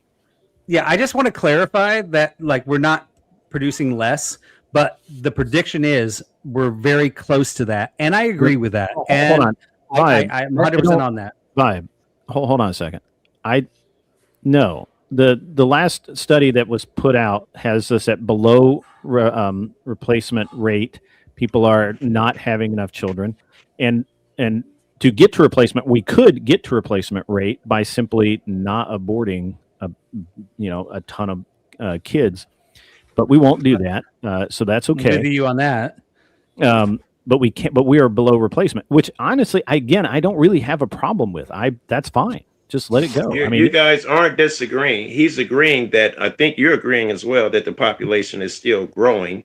However, and Google would agree that. Well, Google would say that it is growing, but it's growing significantly slower, which is why we know that soon it's not going to be. The issue here with Joe and Vibe and Grid and me and you is they are looking at the total population as growing on the planet, right? Right. No. I'm looking at just the U.S. If we look at Japan, Japan's replacement rates is in a toilet. Like they're not even relevant. It is. That's why. That's the problem. They're looking at the planet and at the country, right? They're taking into account immigration. We're talking about births. That's the issue. Orthodox. I'm not looking at immigration or anything. I'm looking at planet-wide. Planet-wide, we are still increasing population, but the increase of population is declining. Okay, I want you to try and exercise, and the reason that I call you a liberal is this reason. I want you to take a map that references where all the technological innovation come from, and then to look at that population map and tell me that the population is increasing. Oh, it's decreasing, like you just said. China, Japan, whichever one y'all just said, all of them going to the work industry. They're not having kids. They're abandoning them, all them old places and cities. They're all dying off, and they're not reproducing. And those are the people who make the money and add to society. Those guys are not. The people that are making the money are the ones not reproducing. The ones that are in the third world countries are the ones that are reproducing. Exactly. And they have families. They don't give a shit about everything else that we're talking about. They just want to have a family, live a good life. That's right. Come to America, send money back to Guatemala. Yeah. They don't even have to be American, or sending money anywhere. Most people just want to get married, have a family, raise their family, and have a good life. That's what most people actually want. I think you're right. I just want to sneak into people's houses at night and put plungers in their toilets and then take the light bulbs out of the bathroom. You look like that's what you do. And you want to smoke in the light bulbs out of the bathroom? Don't lie to me. I'd smoke from the light bulbs. That was a guy last night. That was an Italian Latin king. Oh man, he came back after he did. The reason why when you come back to your house, you didn't get to see that. It smells like Marlboros in there. I didn't see that. It actually smells like black. It got so much worse, brother, man. He told me he was going to have them come and get me, Dusty. I was going to be dead soon. What's still that? Here. Who? That guy last night. What's his name? Nunzio. Oh, Nunzio's alone. He said he was going to have the Latin Kings come to my house in Clinton Township. Dusty, I had to go back through that video quite a ways, but I found it. I did, in fact, catch a stray. You did catch a stray. Damn it. Oh well. What'd you think of my what I'm doing out in the garage today? I think that I understand now why every time you go into the garage it sounds like you're scraping your plane off of your cell phone, because you got a lot of shit to walk through. I do. It's pretty packed in there. And I've got a 15-year-old who thinks that the way you put things away is just put it on the floor. Just keep stacking. You got to have a plane in your garage. It can't be that fucking small. I got. It's not a small garage. Yeah, as soon as you have kids, the hardest thing to do is keep track of your tools, because the boys are always taking them and leaving them somewhere. Yep. Okay. Yeah. So what's new with you, Dusty? You caught any strays lately? Not that I've seen. Fuck no, that guy, listen, I'm Dusty. gonna I bet if he shaved his beard, his chin would be bald. Yeah, that is probably true. Probably. He probably has a hairline. Fucking loser. It's not a very well defined hairline, but it's definitely He probably has a Brett headline. jumped up. I'm gonna have to jump off. I'll be back later, probably. I'll catch you guys later, dude. You know what? You grow facial hair. Hitler did too. You're like Hitler. Thank you for coming up. Thank you for coming up, Grid. You want to do that with me, Dusty? We'll bring back the toothbrush mustache. Join me. I don't. We'll grow a small patch of hair above our lip. We could be like Michael Jordan in those old Hanes commercials. The reason I shaved it, the primary reason I shaved it all down was because the mustache gets so annoying when it gets long enough that you can't take a drag of cigarette without pushing some fucking hair in your mouth. Hair up your hair in your I hate nose. that. That's the shit. Why I gotta cut my shit when they curl up and start poking you in the nose. That's I don't know. You fucking Chuck, man. They tough through it, I guess, man. Some motherfuckers they look like Santa Claus, man. I guess it's feasible. It irritate the fuck out of me as soon as it start growing. Right. And then the motherfuckers like grow their beard down into like down to their like nipples and shit. It's like stop. Like how do you Everybody I've met on YouTube is a white country motherfucker with a long beard. Everybody you meet, I don't just assume it now at this point that he has a beard, even if it ain't a country motherfucker, he has a long beard. Everybody's doing it now. I mean, yeah, we're back to the 70s. Nah, what I've noticed is that's dope with sideburns and all that shit. Yeah, exactly. The baseball cap and the beard, and not that Dusty's doing it. Like that's just what Dusty looks like. Obviously, No, right? everybody in That's how he Dusty's started. fucking neighborhood looks like that. I was thinking, they all like- got the same clothes on. They all look the same. Dude, I was like, it's a one day I was like, clone. maybe I should grow a beard, and then I thought about it. I'm like, I've never been able to grow a beard. Why would I even think that I can grow a beard now when I can't grow a beard at all? And I'm like, I'm 38. Oh shit! Did you ever even happen. get like pubic hair? Oh, I do. I do have the pubes, man. Like, I can send you a fistful if you want some. But like, I could never get to where Dusty's is like a full beard. My shit comes in like patchy and shit. I got We can Native tell American you're blood, envious man. because you're hating on his fucking beard. We can tell you're envious. Oh, no. Well, maybe. I don't know. See, I like, respect the thing Dusty is- because he's got the gray like handlebars there. That's I love it. respectful. Always Yo, wanted- I couldn't wait to get some. I gray shit on feel the I'm side. blessed to have good gray balance. If I could grow a beard, I wouldn't have to buy razors. You see what I'm saying? It's See, okay. Since I can't grow a beard, I have to buy razors to cut off the shitty looking parts. And then it's a waste of money. I got to keep going and buying cheap razors. You know? So you got some places that won't grow at all, or they grow slow. Just really slow, and like the hair lays against my face. You know, like I can't use an electric shaver and cut shit. It just it won't cut anything. Yeah.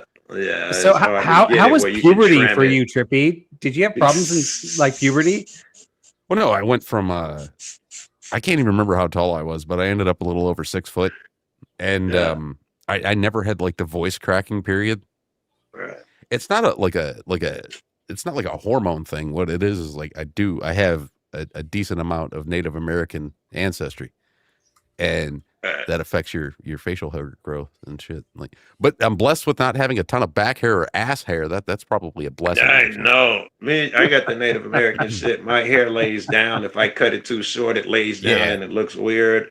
And none of that, all the caveman shit that everybody seems to have. I don't worry about it's the ground beef meat on your chest. Yeah, see, I'm 100% cave nigga. All right, how about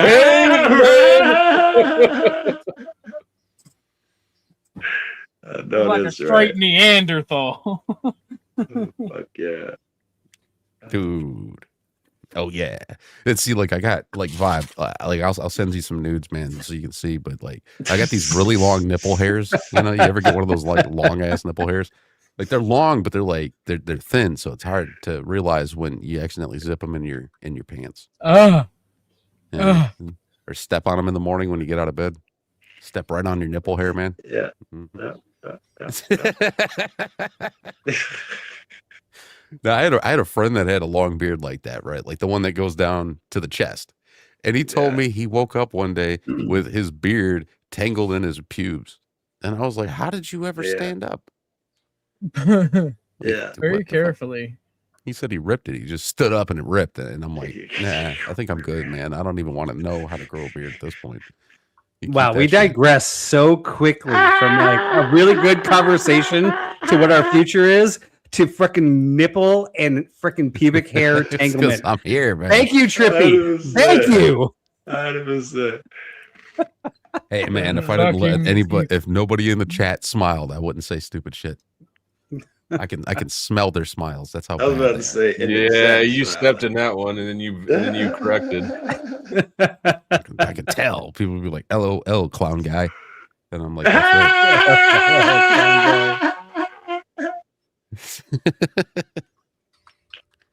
"Jeez."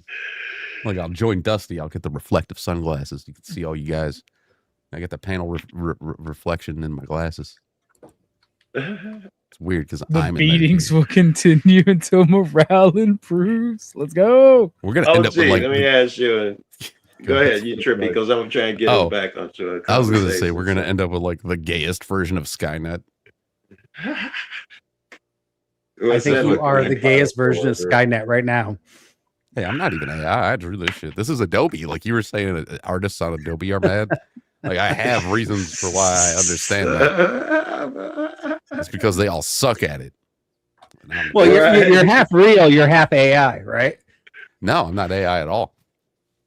Well, the only thing it does is it responds to my voice and it follows my eyebrows. There we go. Yeah. Oh, the only thing it does. But so I yes, had to you actually are for draw all AI. that shit. No, it's not AI at all. I had to draw all that shit. Look, You drew it, and now what's my window what's processing it? What's processing it? The processor that I bought for like $700. What are you talking about? My expensive ass processor. Got it. Look here, I'll show you. Well, I got to set the thing a little better. But boom, there's the Trippy puppet, right? This is all of the different stuff, all of the different layers that I had to create. That for looks the like puppet OG to work. me. I'm looking at the wrong phone. All of this stuff on the left here. That's all. You know, of it's the different great things though. that I had. To I put could probably together. use AI to do all the work you did in probably an All of hour. that shit. Oh, But hell you had no, to do couldn't. that. You had to do that. Yeah, I had to go in here and I had to do it the slow way, right? So, like, Yeah, if you look I at the know. puppet here, you can see if I scroll down that these are the mouths, right? Like, you click it away, it's gone. I had to draw Mhm. each individual mouth for this puppet to. have Really, all even of teeth. You drew the teeth, or they come pre-programmed? No, none of it came pre-programmed. It was all me. Like, Alright. there's the main mouth, right? And then you got like the surprise mouth, and then the L. I had to draw Very each good, one of these Jeff. and design them Very in order good, for me very to have him work the way that he does. You're gonna be successful. And- in the and- new world and let when we me get point rid of all the out jobs. that takes skill and that is impressive and that's a lot of effort and like I've seen how you put this stuff together. No, there's no but. Oh, There's okay. there's I a was hundred waiting on there's the but. 100%. Like that's skill and he put effort and I saw that early, but we are getting very close to the point where I could do some prompts and build this whole thing. And That's do gonna be pretty much more- the same thing. We're only like 6 months or 6 months away from that. Fucking Which character. And that which segues into tears apart. OG. That tears apart everything. He like this is a guy that has talent, and I say he has talent because he Yeah, does. Obviously, you do he too. put a lot of effort into that. But then all of a sudden, like I could come up here and go, I'm going to do a Trippy cast. I'm going to do it 10 times better. I'm just going to throw some prompts into an AI and do it better than him. And it totally diminishes because I don't have the skill that he does.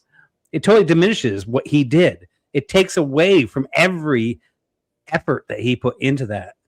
Every artist, every musical artist, Oh, fuck you, painter, OBS. they're Sorry. all worried about that right now. OG, I got a question for you. I may have an Are you answer. there? There we go. Okay. The right now, I'm leading somewhere, but right now, do you predict anything major changes in the future? That's majorly different than what we're used to. And what are they, if you see some? I see a cloud. I just think the singular world order with America being the singular superpower and world police. I think that's just gonna be upheaved in the That near was future. the number one thing I was thinking. That was my number one was that one. Yeah. I think you're going to see a resurgence in the old European powers. Maybe not the UK; they might be too far gone. Right. But at least France, Germany, Italy, the UK, Poland will definitely be a new European power. Russia will be an old power, albeit a weak one. China's almost able to rival us. Yes, they're a paper tiger militaristically, and their economy has its problems. India thinks it's going to be a superpower, but they've done a lot of retarded shit. They may just wind up collapsing in the next 6 to 10 years. I don't disagree with nothing you said so far. Well, I mean, they have they say a lot of shit, and they talk about using their diaspora to control the world and benefit the world. Not necessarily control it, but to benefit the world politics in their favor. Like they want to use their people in power to influence beneficial treaties and systems for and wealth redistribution towards India. And like there are some things that they've done that you may see India break apart into a bunch of different little countries. Yeah. But OG, would you not say that we're actually at war with China? Well, no, we're not actually at war with China. We're competing against them. Let's stop pretending that anything other. Let's stop pretending that anything other than kinetic conflict is warfare. All right. Okay. So I mean, you and I had this conversation before. Wait. And can I? You actually knew this. No. Go ahead, Joe. I was just gonna say that the close shit too is that Strait, the little conflict we got going on with the Strait. That's the close thing to war with China because that's 90% of their oil goes to that Strait. Well, and that's not really the kinetic shit you're talking about. You can't really. Yeah, no. Okay, so China. When you talk about warfare, you have to be very specific. Are you talking about actual war where it's kinetic conflict? Or even proxy war, or are you talking the precursors? Well, are you talking about the it's aggressive as war? Fuck. It's to bring them down. It's to hurt them. It's not just regular business as usual shit. Economic and cultural warfare are things that predate or preclude a kinetic war. Are we fighting them culturally? Yes, because they're using their money and influence to combat us economically and culturally at every turn. Look at their infiltration of Hollywood as of late. The movie The Meg is OG. By what you said, don't we get to blow up China? Joe, we don't want people to have a nuclear bomb. We can blow up China. Joe, I'm not doing this shit anymore. Right? If you're gonna ask me a question, let me answer it. Don't it went to a better spot. All right, go ahead. But it went to a better spot. And that's not just you. That's for everybody. So like with the influence, answer the question, then land the plane. With the question is answered. All right. Well, very good. Then I was saying by your logic, then where that leads is I think that was you were saying that we got to get rid of them Arabs because they're about to do something bad. Don't we now have to get rid of China because we can't have that threat coming out? We can't have them. Answer your question with another question. Can we get rid of China? Is it within our power? If I was gonna do it, the first thing I would do would cut off their oil supplies. Too easy. Yeah, that's 90% of the. I would cut off their rice. Well, you can't. They control the rice trade. Right. That's tough. Yeah. Cut off their soy sauce so it tastes bad and bland. Yeah. There you go. Yeah. Outlaw a certain chemical they put in that shit. Send them a bunch of orange chicken because apparently orange chicken was created in California because China doesn't like the taste of oranges. Fuck orange chicken. General Tao for life. OG. It's Sao. Did you answer? It's Tao. Do we have justification now to attack China because they've waged war against us? Yeah, let's attack China in that economic fashion that you were talking about.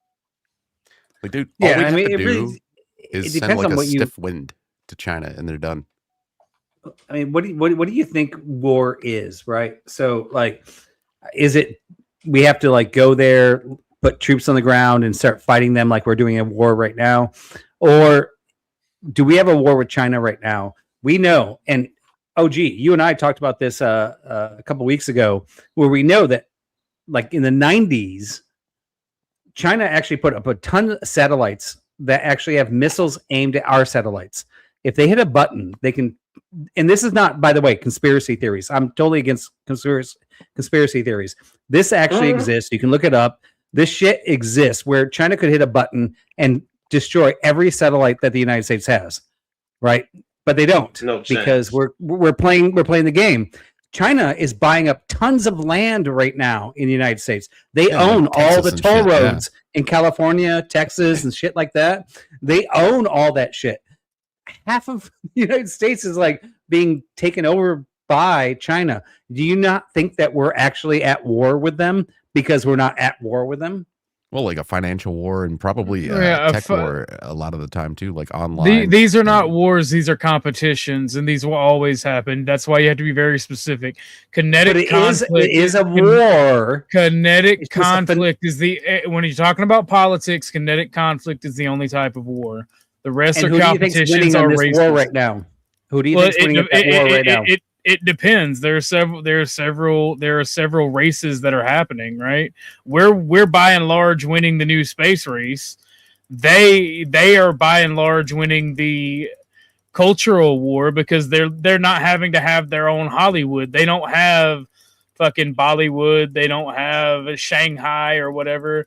They may have their own movie industry, but they're able to literally subvert our Hollywood because of the way our capitalistic system works. They study our system, they do everything they can, and then they subvert it. Like, look at the movies that are coming out that portray the Chinese government. They are not seen, their propaganda, like the US is making their propaganda for them. They're seen as like highly capable. You never see them in a bad light. So like the soft power, they're outsourcing their soft power to their own enemies. Oh, amen. Right. So yeah, you nailed it. That was well said. And Crab right here. That's kind of America allows foreign investment. The investors are at war with us. Yeah, like that's the thing. If you allow foreign investment, your enemy is going to invest in you because then they're allowed to control you. Wait. Eric, agreed. Does that mean, OG, that closed trade policy is better? Is that what that means? It depends on the circumstance and what's happening. Should the Agreed, U.S. but have to a some should the U.S. have no free trade with anybody? No. Should it have free trade with everybody? Absolutely not. Absolutely not. Okay. You cannot compete with foreign countries that use slave labor, whether they be communists or actual slavers. That's what we're trying to get robots. We actually can compete with those countries, and what we decided to do back I'm gonna in be like listening the on 60s, my phone. I gotta step away and use the bathroom. we decided to step away and give zero sanctions and trade sanctions or anything like that to China, and we decided to allow them to use their children and everybody to give us a better life, right? So when Trump came in and said, "Yeah, I'm going to put tariffs back in place," Actually, I'm going to say definitely too late. If we never did that in the first place, China would be where they were. We funded China from day one because we all wanted to live better, and we didn't want our kids working, so we made their kids work. Yes, about the dollar. Yeah. Yeah. And you think Trump tariffs somehow was to come rescue us, or would it be about the dollar? He's different. Did you really? No, I would say we should have done that like 40 years ago. And I think Trump's coming in going, yeah, let's try to even it out now. I think agree, it's too late. but I think it's too late. Only a bull will come in, or the really low IQ guy would come in and do it the way he did if he sincerely wanted to succeed. You don't come in and just make enemies of everybody and quadruple their fucking Joe, we can't have tariffs, Trump. Like people, not that you did it or anything, but certain people, we can't have like Trump both being a dumbass and a mastermind. It's fucking impossible. Like pick a lane. Yeah. Yes, You exactly. didn't call him a dumbass. I'm just No. saying that I people mean, that we're in do- agreement. No, we're Yeah, in people that agreement. do need to slow I that am. down I and am think- saying that he's a dumbass, and some people think that he's a genius, and he's just does dumbass shit. No, I'm saying he's not that fucking smart. I forgot what I was. No, he doing, does. big goof-ass Anything. motherfucker. He knows that- when he does something that he knows that people are going to call dumb. He makes it very loud, so that the other things are very quiet, and you kind of like overlook them pretty easily. Not you again, just That's in heavy. general. You know what I'm saying? But people do. They overlook the good things that a dude does, no matter Yeah, who the the president philosophy.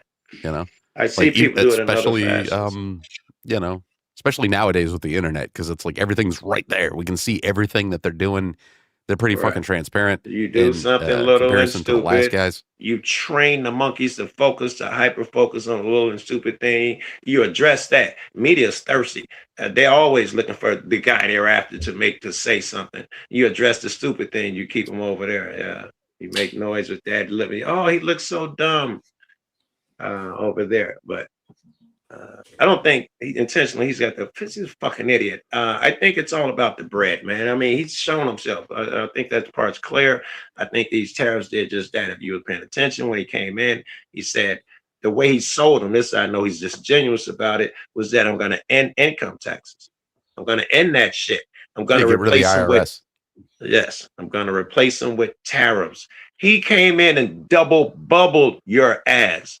He came in and threw tariffs on. And I don't know if you cats are aware, but the companies, all those the countries that he levied all those taxes against, they won in court. All them tariffs against won in court. He's got to pay all that shit back, which means all those tariffs that hurt us so much, we now have to come up with the money again to pay all the companies back, all the countries back. He's about making bread, man. This shit, you couldn't come. It's like Obama when he came in. I'm going to save the world. I got to take $700 trillion or whatever to fix it.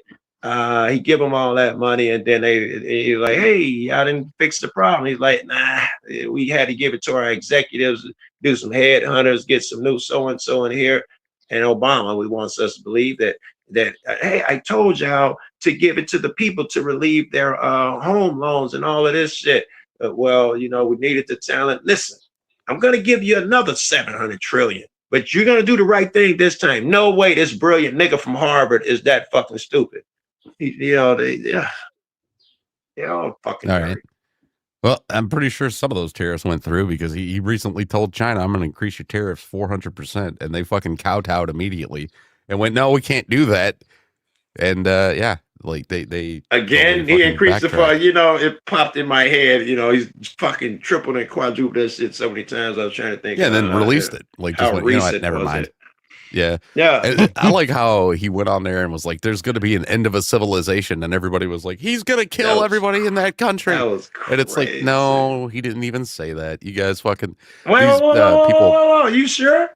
Oh, I know Because he he's- said civilization, but he meant like the fucking what he the meant. crazies. Yeah. He meant Right. the crazies, and Of everybody course, he wanted didn't to mean just believe. extinguish. Yes, I agree. Yeah, he didn't. It mean was extinguish. purposely purposely like fucking Yeah, explosive statement that he made. It and goes he in just line wanted the with him. reaction. Yeah, he wanted the Yes, reaction. he's a Kanye West of presidents. He's gonna say the crazy shit.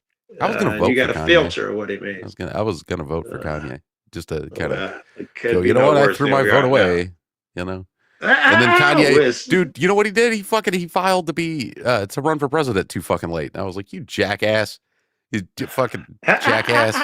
I wanted a greatest troll legitimately lined up. insane president so that everybody could go, look at how good of a job You he's doing. got one. You got one. This dude's insane. No, like, dude, they would have taken Kanye and they would have been like, wow, he certainly became sane all of a sudden and he's such a great Yeah. president.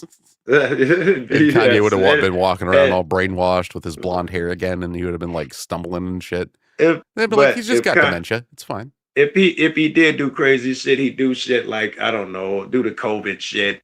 I know he'd be up there like just putting his hand out, and he'd be like, Z. Hi, Kyle. Yeah. How you doing? Yeah. And He'd people would do be like, that. oh, he'd be okay. outright with it. And this is Trump. It's not like we're talking Swastika about chain. Trump. He'd have a shirt on. Trump is not ashamed to say that you know, us Christians need to be authoritarians and take over the world. That's what I see Kanye doing. If he came in, he'd do like you say, throw the arm up and say, you know, we got to take over. It's the same shit Trump is doing. It sounds like them niggas ain't too different. All right, I gotta abandon you cats, man. Oh, is it just us up here anyway? I'm just Yeah, I glad gotta. that, I George think you're Bush about to be Jr. alone, man, because G might still be gone, and I gotta go cook some dinner. It's okay. He's probably just in there diarrheaing all over the place, and he's got to wash off the ceiling now. And all right, later. He's got baby wipes. All right, man. Yeah, OG's in there having fun with baby wipes. He's I don't know, probably discovered, you know, that he had some cigarettes or something he doesn't need now. You know, like it's something he doesn't do in the toilet tank. Maybe he's doing lines of tobacco in there. I don't know what he's doing. Hey, chat, did you guys know that people used to snuff to like snort tobacco? Did you guys know they used to have those little tins, the pirates? They had little tins with tobacco in there, and they'd be like, they right up in there. They'd snort it right up in there. And I don't know how the hell that ever happened. You guys want to try it?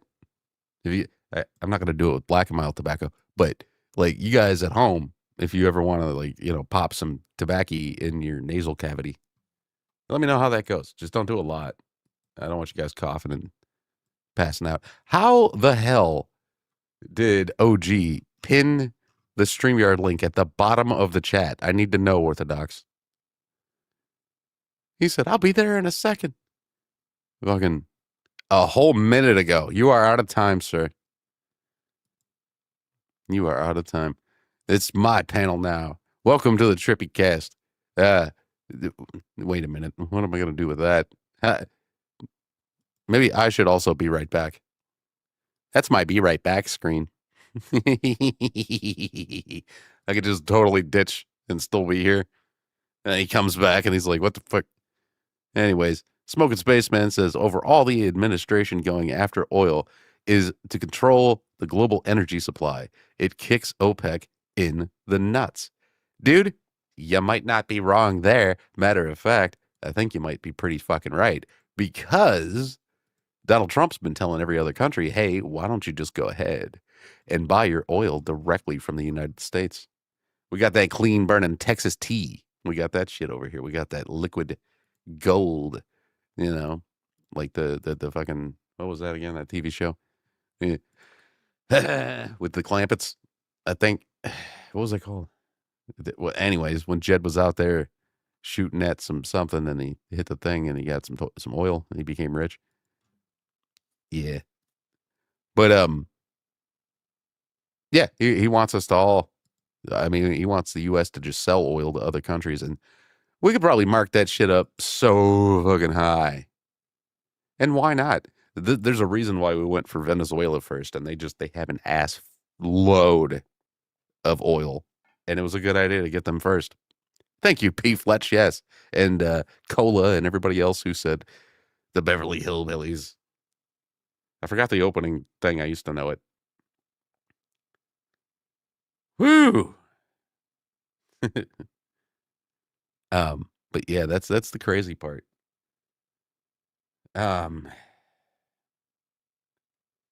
What are you guys thinking about doing today? Eh? You just gonna chill out, watch live streams, and maybe, I don't know, mow the carpet and vacuum the grass?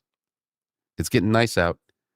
Although today it's 54 degrees where I'm at. It's chilly. It's chilly. Why am I wearing a Kangol, you may ask yourself? Me too. So there's your answer. B. Fletch says, oh, you talking to Smoking Spaceman. Lee Fang says, you're here by yourself, Muffin. Yes, I am.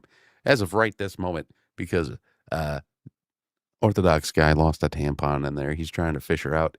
He can't find the string. It's like really, really deep. What do I keep doing with my mouth? Asks Donna in the Discord, or in my Discord.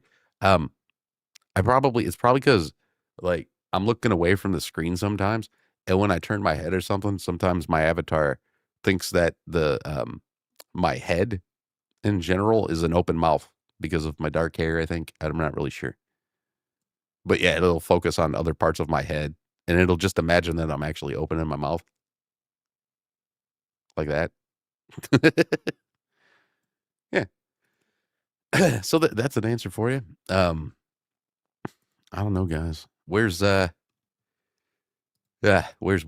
Where's Waldo? I have gotten the tampon out Denizen successfully. is back. Orthodox beehole has been refreshed.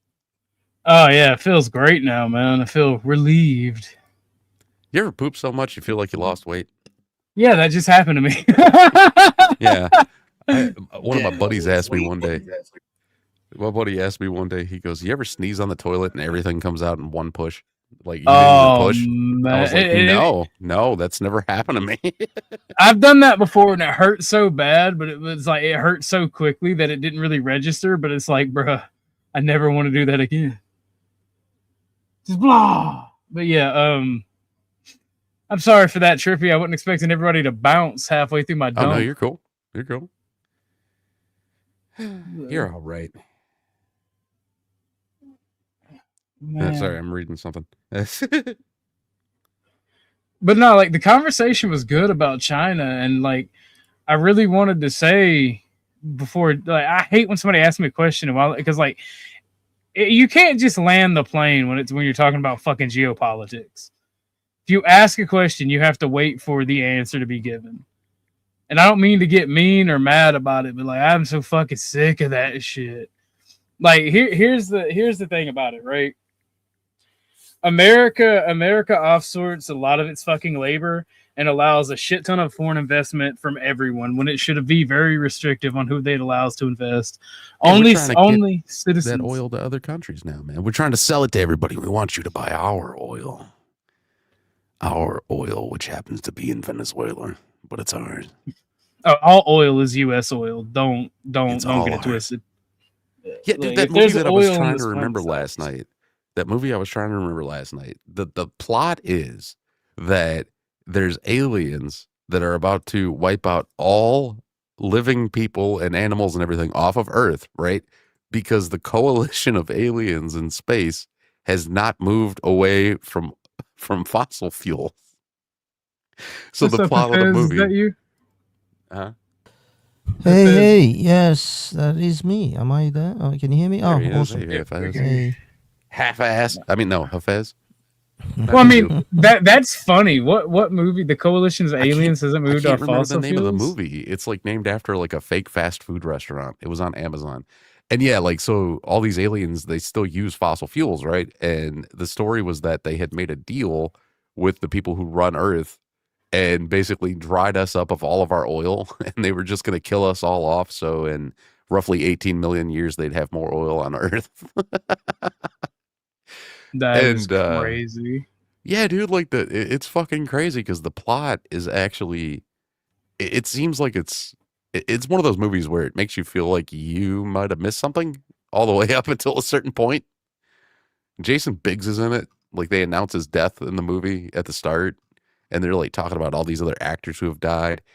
And part of the plot of the movie is that these different actors are actually going to get on a spaceship and fly to a new planet because it's part of the deal that the aliens made with Earth.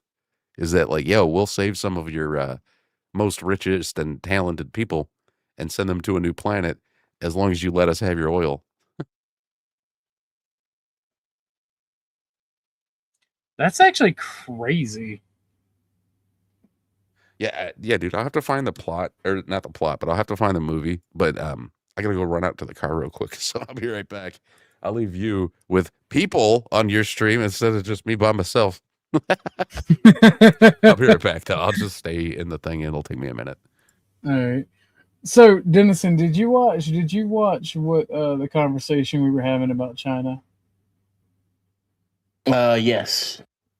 So, do you have any thoughts on it so far? Not really. I mean, I got triggered while I was listening, because I heard things like China owns our toll roads and China can take out all of our satellites with one button, and just things that, like don't really matter and aren't true. Granted, the Chinese know who their enemy is, and they've picked us. So they do gear their technology, since they can't beat our technology, they gear their technology toward defeating ours. So a lot of their technology is not offensively advanced so much as it is a counterpoint to ours, anti-satellite weaponry, EMPs, etc. But they don't have the ability to take down our satellite grid with a push of a button. And the Chinese also aren't a self-sustaining landmass. They depend on the Middle East for the lion's share of their oil. And I get that, like, everybody wants to shit on Trump right now for what's going on in the Strait of Hormuz, but if, this were actually an existential combat for the survival of the United States as a nation, the U.S. could and would occupy and control the Strait of Hormuz. Like, when we pussyfooting around in Iran like we're doing right now, it's political theater. If it came down to, like, us versus them, we could turn Iran into a glass parking lot. And I don't care if you own our toll roads. On day zero of the war, you don't own shit. Nobody cares about what contracts you have or how much money you gave us. If you can't invade the United States and defend it with guns and missiles, you don't own it. That's if we're at war with you. I don't see any of that happening, though, because China is far more dependent on us than we are on them. Again, people in the West listen to too much bullshit and don't pay attention to reality. Oh, yeah. What I would actually want to talk about is the reality that opening trade with China did not help us in any way. It didn't improve our lives. It didn't improve our economy. We don't actually get cheap goods from China. We overpay for them.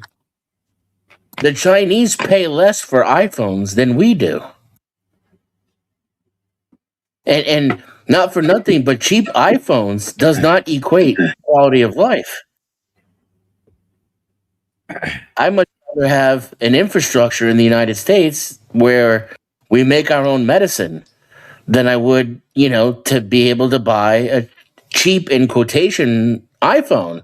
It's not cheap. We pay more for them here than anywhere else in the world. They gouge us on the prices. They fuck us on the labor, gouge us on the prices, and then screw us on the trade deals.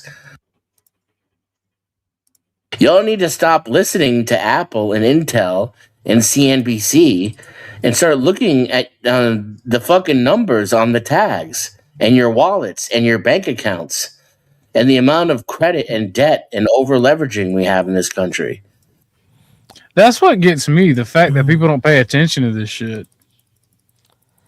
The thing is, what I've come to discover from politicians is that quite a while ago now, politicians have discovered that if they give people a superficial image of quality of life increase, so if you can buy you had an iPhone 16 last year, now you have an iPhone 17, see, and it's got like 2 more megapixel cameras on there than it did last year, so obviously your quality of life is improving. These are like surface level improvements, or it's surface level impressions of raising your quality of life rather than actually raising the quality of your life. Like you said, housing, infrastructure, all the other things, the pillars that keep your society up. What I've realized is politicians have figured this game out years ago, where they just pander to you and they patronize the public, and they get reelected and their quids in. The corporations, which America is a corporatocracy, has been for a very long time, make a ton of cash. So if the politicians are happy, the corporations are happy. That's it. The man on the street isn't really that important. the average guy, quote unquote, isn't that important. You got to realize the politicians vote in. They look at voting blocks anyway. They only appeal to the voting block of their choice and for the period that they need them. And then afterwards, they'll just screw you over. And they've done this for best part of 20, 30 years. And they've gone away with it. So if you do something that is nefarious, screws your people over, but enriches you, and you get away with it year on year, election after election, why would you stop? What have the public done to punish these people for their behavior? Hardly anything. If you really look at the landscape of your politics, your politicians, these people who've been in your Congress and your Senate, same in Britain, that have been in the House of Commons for decades, they've never been punished for their misgivings. They've never been actually punished. You know, there was a friend of mine I was talking to some time ago about the changing politics of Britain. He suggested that if in our case, we have parliamentary, governments, whilst you guys have, executives and all the rest. If a politician or if a particular political party doesn't fulfill their manifesto, they would face prison sentence. Not even remotely joking, they would face prison time if they don't fulfill their manifesto. So that when they write their manifestos coming up to elections, and they do immediate U-turns on everything they wrote in their manifestos because they just want the votes, they don't actually give a shit about the stuff in the manifesto, they would actually have to face some consequences. There is no consequences to your politicians doing an absolute U-turn on everything they promised that they would do when they get in office. Excellent point. Yeah. And Sorry. it's even no, I didn't mean to interrupt you. I thought you were done. It's even worse than them like hiding it and getting away with it too. They operate in an environment where half the population is pointing out to the other half, look at how they're fucking us in the ass and stealing all our money. And they still get away with it. Because like if it's being kept a secret, well, then there's the chance that you could be outed. You have to worry. You have to be careful. You can't get too greedy. But in reality, it's not under secrecy. It's right in our fucking faces, and people still don't do anything about it. So they're really just rubbing it in and doubling down. And I had an argument earlier today, based off what you said when you first started talking. Someone was disagreeing with me that inflation was a problem because, in their words now, and I'm paraphrasing, but almost verbatim, the only things that have gone up are rent, education, food, and healthcare. And it's like, well, what the fuck else is there, you dumb idiot? That's everything that matters. That's everything that you ever need. You can get a fucking an Apple Watch for cheaper. Who gives a fuck? And by the way, you're wrong. Again, the Apple Watch costs 10 times as much here as it does in the place where they make it. We overpay. We pay more than anybody else. It's cheaper in Mexico for an Apple Watch. It's cheaper everywhere. You're just being lied to, and you're so dumb and ignorant, you can't even just go to bestbuy.com and pull up a fucking list and look to see how you're being lied to in your face. And so it's bad enough that you're dumb, but now I gotta let you argue with me like you're on the same planet that I am? You don't even deserve to vote. There you go. You don't even deserve to vote. No, it's true. But first of all, universal suffrage, I've become severely disillusioned with giving everyone the right to vote. I've said this. I know Andrew Jackson is all saying it, and it sounds like as if I'm copying him, but I was saying this like 7-10 years ago, that I would adopt the Starship Troopers policy when it comes to voting. So yeah, I don't think everybody has the right should just automatically get the right to vote. You have to earn it, and this is number one. But yeah, the fact is, look at the politicians. And by the way, I'm not saying that's just in America. This is almost identical in Europe. People like Nancy Pelosi. Why is Nancy Pelosi still getting elected? She should be in a prison cell, 12 feet in the ground. 50 feet. I'm just saying, nature is healing. We're seeing assassinations be a thing again. If only the right would get on board. That's all I'm saying. Forever the optimist, my friend, OG. I'm just saying, man. I'm just saying. Remain calm, my friend, my brother in Christ. Soon, we'll have wiped out the Indians, and there'll be attrition forever. Hey, you can't wipe me out. I was just claiming to be Native American today. All right, not that Indian, not feather Indian. God damn it! Those aren't the Indians you're worried about. These are not the Indians you're looking for. I will put it on my forehead and I will open a 7-Eleven and none of you can come. I will watch you.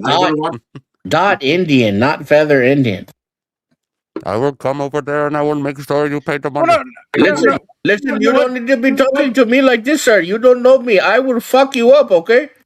What pisses me off is I wouldn't be the evil ideologies I am if America actually was going by like the 1950s and 60s, like meritocracy, right? We want the best and brightest from everywhere. We'll invest in our future and our people. Like I wouldn't have the hateful and resentful ideologies that I do.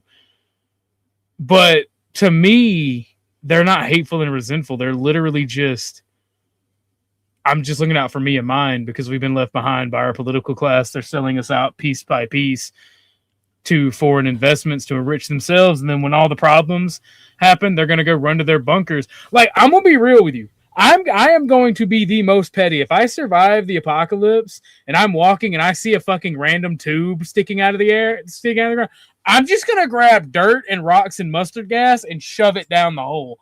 I don't care who's in there. I'm going to assume it's some rich asshole. Just saying. I'll be Don't worry, down there the like, rich assholes will be on the islands anyway. They're apparently Zuckerberg is building like a several $1 million bunker in like Hawaii or something. I'll have like a beacon, a built-in speaker system, and then all of a sudden while you're doing that, all you hear, could you please stop doing that? I'm like, Dennison? Nah, bro. No, if I hear that, I'll yell, no! I'm going to do it harder now. By the way, this concept of meritocracy and allowing foreigners to come in because, they've got, high IQ, they can do X job. I used to think of this as like, okay, fair enough, let the high IQ Indians in. I've completely changed my mind on that, and I don't think that you should allow this. Now, these are my reasonings. You get one guy in a family of, let's say, 8 kids. Now, that's conservative in an Indian family. They're usually 10 plus. But let's say you get one child out of this inbred pile of savages that ends up with like 150 IQ, and he's a super programmer, and he applies to a university in America, Yale and Harvard and MIT, and he comes and he becomes an amazing programmer, and he gets hired by Apple and Google and Elon Musk, and he gets his American citizenship. But you see, he is the only one in that bunch that is actually smart, but he's not going to leave his 10 siblings who are inbred, demented, low IQ asswipes in India. He brings them along eventually. So you get one smart dude and 8, 9 other absolute retards. And you have to you have to fund their, because they're inbred, so they've got probably crooked spinal issues. They've got mental health problems guaranteed. So your health system, your internal infrastructure has to then support, and especially if you're in Europe, Christ, we have nationalized healthcare, has to support these 8 or 9 degenerates because we got one smart kid out of that family to come over to do something smart. That's the problem with all of the Middle East. I'm not even remotely exempting Iran. Iran is full of inbred morons. That's the problem. You get one guy, but that one guy brings in 12 others, and those 12 others are the inbred morons who go around raping and pillaging and doing all the awful shit. I don't think it's worth it. I think if you actually did a proper cost analysis, cost benefit analysis on an individual smart programmer migrant from India and what he brings with him in his wake, you'll find it is a net negative to have that one high IQ, 150 IQ super programmer versus maybe a 120 IQ medium level programmer. And besides, AI is going to take over all of those jobs in a We few need more years white anyway. programmers. I agree.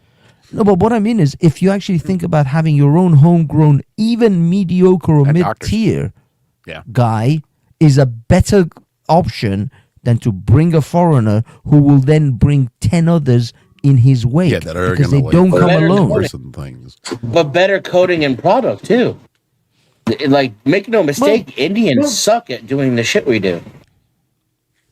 There's that as well. Sir, we are top human capital, sir. Fuck you, bloody. I'm sorry. I'm sorry. Why you kick my dog? They can't code for shit. The customer service skills suck. I just use that as an example. I'm talking your doctors, whatever level you're thinking about. It doesn't matter. It doesn't matter if you're bringing in brain surgeons who are amazing at it. That one guy is the only smart one in that entire degenerate family. He's the one who lucked out, managed to get the good genes passed out of the inbred shit that he's mixed in with. But he will guarantee you minimum he'll bring a wife and a few kids. That's a baseline. That's just your baseline imports. Not to mention his cousins, second cousins, auntie, uncle, grandma, great grandma, grandfather, 12 other siblings, and all the other shit that comes with it. It's not a singular thing. You're not bringing in this one guy. Never think of this as just, I'm bringing in just this one guy. You are not. Oh, I didn't know Gio had jumped into the back and said, "What up, Trippy? What up, Gio? If you're still listening, I don't know if he's here in the back or whatever." I was telling him when he was in my chat yesterday, I was like, "Yo, I don't have any problems with it," because he had come on my stream and kind of got yelled at. I didn't even know he was. I didn't even hear the bloop of him entering the studio. That's nuts. I put the trailer for the movie, so I found it. It was called Operation Taco Gary's. That's funny. Yeah, because like throughout the movie, there's they have to go to Taco Gary's to stop the people that are chasing them because they have a treaty. Which makes it even more insane because like dude is convinced his brother's insane throughout the movie. So he's like, the coalition is going to get us. We have to go to a Taco Gary's because they won't attack on the Solidary Grounds or whatever the name is. And it's fucking great. That is crazy. Like, could you imagine, man? And in real life, it'd be like Taco Bell. Like, you have to run to Taco Bell so the bad guys can't kill you. That sounds based. And then, like, you have to sit in there and wait for Need them a to either Mexican leave pizza. or- right? I get a Mexican pizza while I wait. One, only one. Okay, You only two want with one. no beans. Well, I mean, you probably end up eating like 40 if you really got to stay there for long enough. You know, like we just be sitting there. I am gonna have so much diarrhea. But I suppose the bathroom would also be like sacred ground. You just The sit there and bathroom, shit. Yeah. The bathroom becomes the most holiest place thanks to the intergalactic. The most guarded. Mm-hmm. Oh, dude, and there was a part in there where like the one alien like points at a guy and he's like, "We can make any human excrete guacamole sauce at any point." And he was like, "Watch," and then he like pokes the one guy, and the guy, all you hear is like shitting noises. That's crazy. Excreting guacamole. That's like the episode of Rick and Morty where they go to a planet where when someone dies, you can eat them and they become spaghetti. Yeah, That's like the best spaghetti episode. people. That's probably The the co- best episode of Rick and Morty. That episode where they're chasing the clones down, like it comes back from commercial, all of a sudden you just think it's another story because they're chasing the So clones confusing, down. but great. Yeah. Yeah. And, Those are like- and they're like, we'll murder each other. We won't be anyone's spaghetti. Like, bruh, that's crazy. Dude, there's a lot of those episodes that were written when like Dan Harmon and the other guy were still writing the show, and they just they ended up getting rid of the one guy, Justin Roiland. They fired him off the show and like removed his name from the credits and shit for him apparently assaulting his girlfriend. Which it's like, do you guys think no comedian ever has like slapped his girlfriend around? I'm pretty sure that's common. Like shit. Christ, if that was the case, Richard Pryor would never be anything. I was gonna say, yeah, Richard Pryor. You guys ever see the quote? Not that he's a comedian, but Sean Connery when they asked him if he would slap a woman. Oh yes. Open palm only, Sometimes baby. you just have to slap them. Yeah, sometimes they deserve it. It's with an open palm, gentlemen. Open palm only.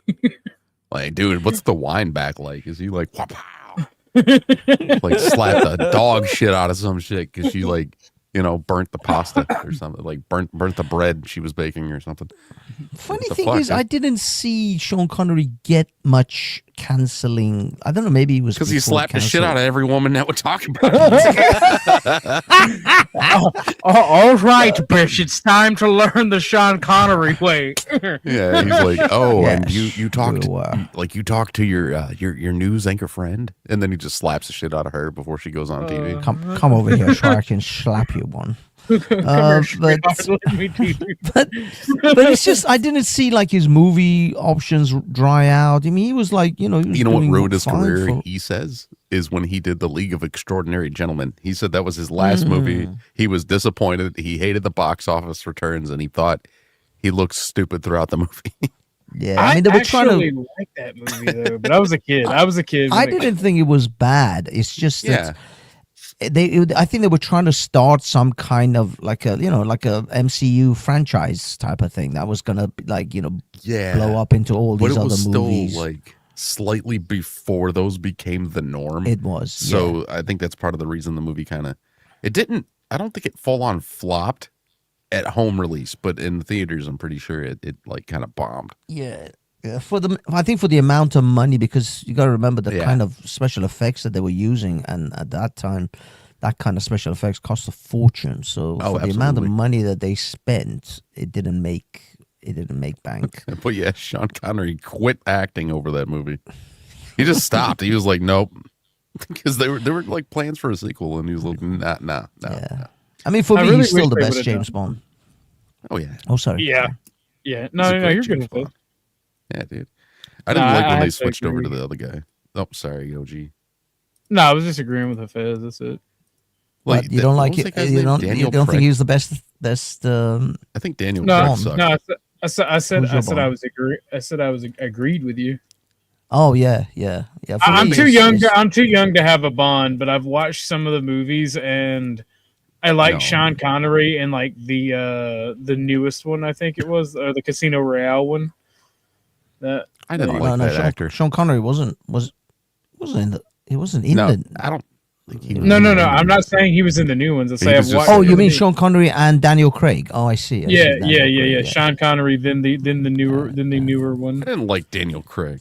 He's got that weird like eyelid thing going on where it looks like half his eyes shut, like his face is like weird, and then he was blonde, and I was like, I don't know. It's just what he didn't have that. For me, it's Sean Connery and Pierce Brosnan. Same for me. And then what's his name? Damn it, I forgot his name. The one who actually did. He was great. No, the Pierce Brosnan, but the one who did Yeah. Bond after Sean Connery. It was Roger Moore. Roger Moore. Yeah, Roger Those were the Moore, Sean three Connery, Piers Morgan. I mean, Piers Morgan. What the fuck am I talking about? Pierce, Pierce Brosnan. Brosnan. Piers Morgan in a 007. He Piers would probably Morgan, be can you Q. imagine? He would probably be Q. No, he'll just be the guy who his wife sleeps around with everyone and he just gets cuckolded. Actually, he would probably be like the guy who drove Bond to somewhere in a taxi. Yeah, it would just be like the one scene where he just turns around and is like, "Hey, I'm in the movie." Yeah, and then he dies for some reason. Like Bond has to kill his ass while he's driving. I don't know, man. I think it's either Die Another Day or Skyfall was one of my favorite. I think it's Die Another Skyfall. Day. Yeah, watch those Dr. are No. all Craig, Nah. Daniel Craig ones. Daniel Dr. Craig No, sucked. yeah. OG. Okay, he sucked for reasons and stuff. Is No Time to Die still Daniel Craig? I don't think so. I think I'm gonna Google. Because that's the most recent. That's Yeah, the I'm 2020. Googling. Yeah, no, Oh, that's then definitely it should be. that's Craig. Yeah, that's Yeah, definitely that should be the Craig as well. one That's actually the where- one he died. Yeah, I was gonna say where they were trying to replace him Sorry, with a black chick. spoiler warnings for those who haven't seen it. Yeah, they were trying to replace him with a black chick, and she was going to be Yeah. the new 007. Well, they actually did in the movie. Oh, The did they? I black never chick watched it. becomes 007. She gets the Oh. moniker of 007, and he is just the rogue James Bond. So in the movie, they replace him. In his own movie, they replace gay. him. Did you know when he was Wow. working for when he was doing the 007 movies? They said that Daniel Craig could walk into like any fucking dealership for the car that is so heavily featured. What is it again? Aston Martin. Yes, For some reason, I was thinking Jaguar. But yeah, they said he could go to like any Aston Martin dealer and they'd just let him have a car. Not like here it's yours forever, but they would just let him drive out with one. Well, I mean, the thing is, these famous stars. In fact, my mum met Hugh Grant once at a Mercedes dealer. She was there to just get a car repaired.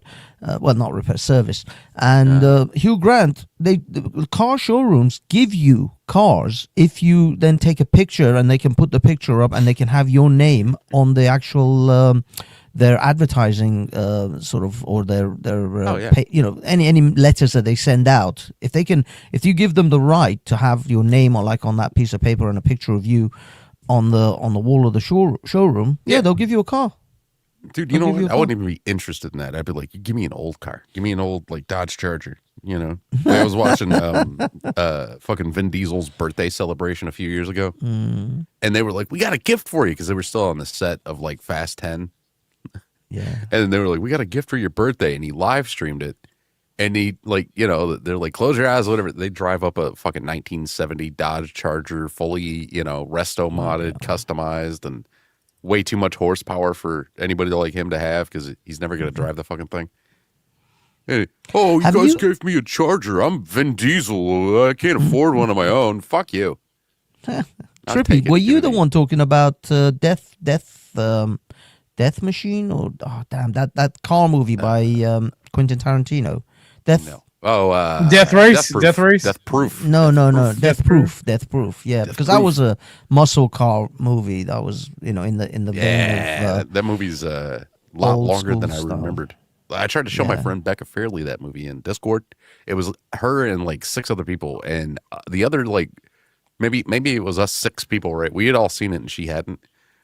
We sat there, we talked through that a whole goddamn movie, thinking like any minute now the action's gonna kick off. And we all kind of forgot that it's meant to be a dialogue heavy flick, you know. So like no action until like 80 minutes in or some shit. We talked for 80 minutes.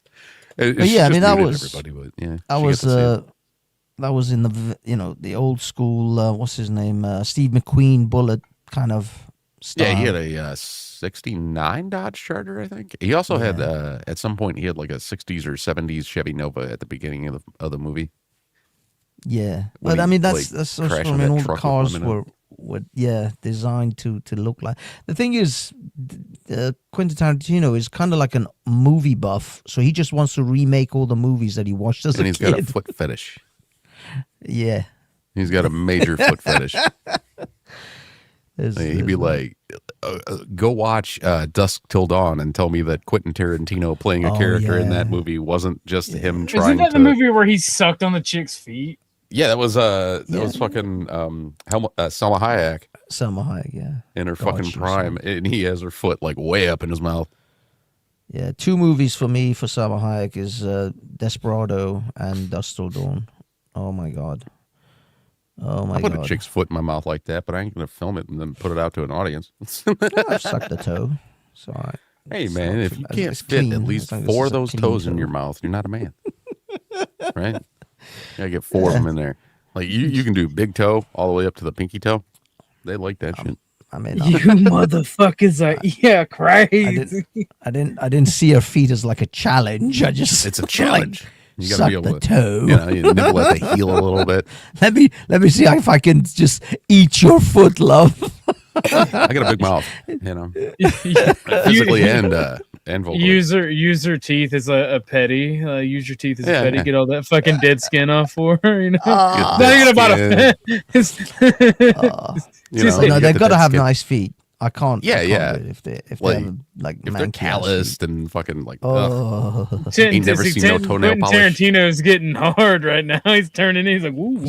Yeah, send a tweet the screen to him. Maybe he's got an AI bot anytime somebody mentions feet. It's like, ooh. He's listening in. Lee Fife says, "Shut up, OG."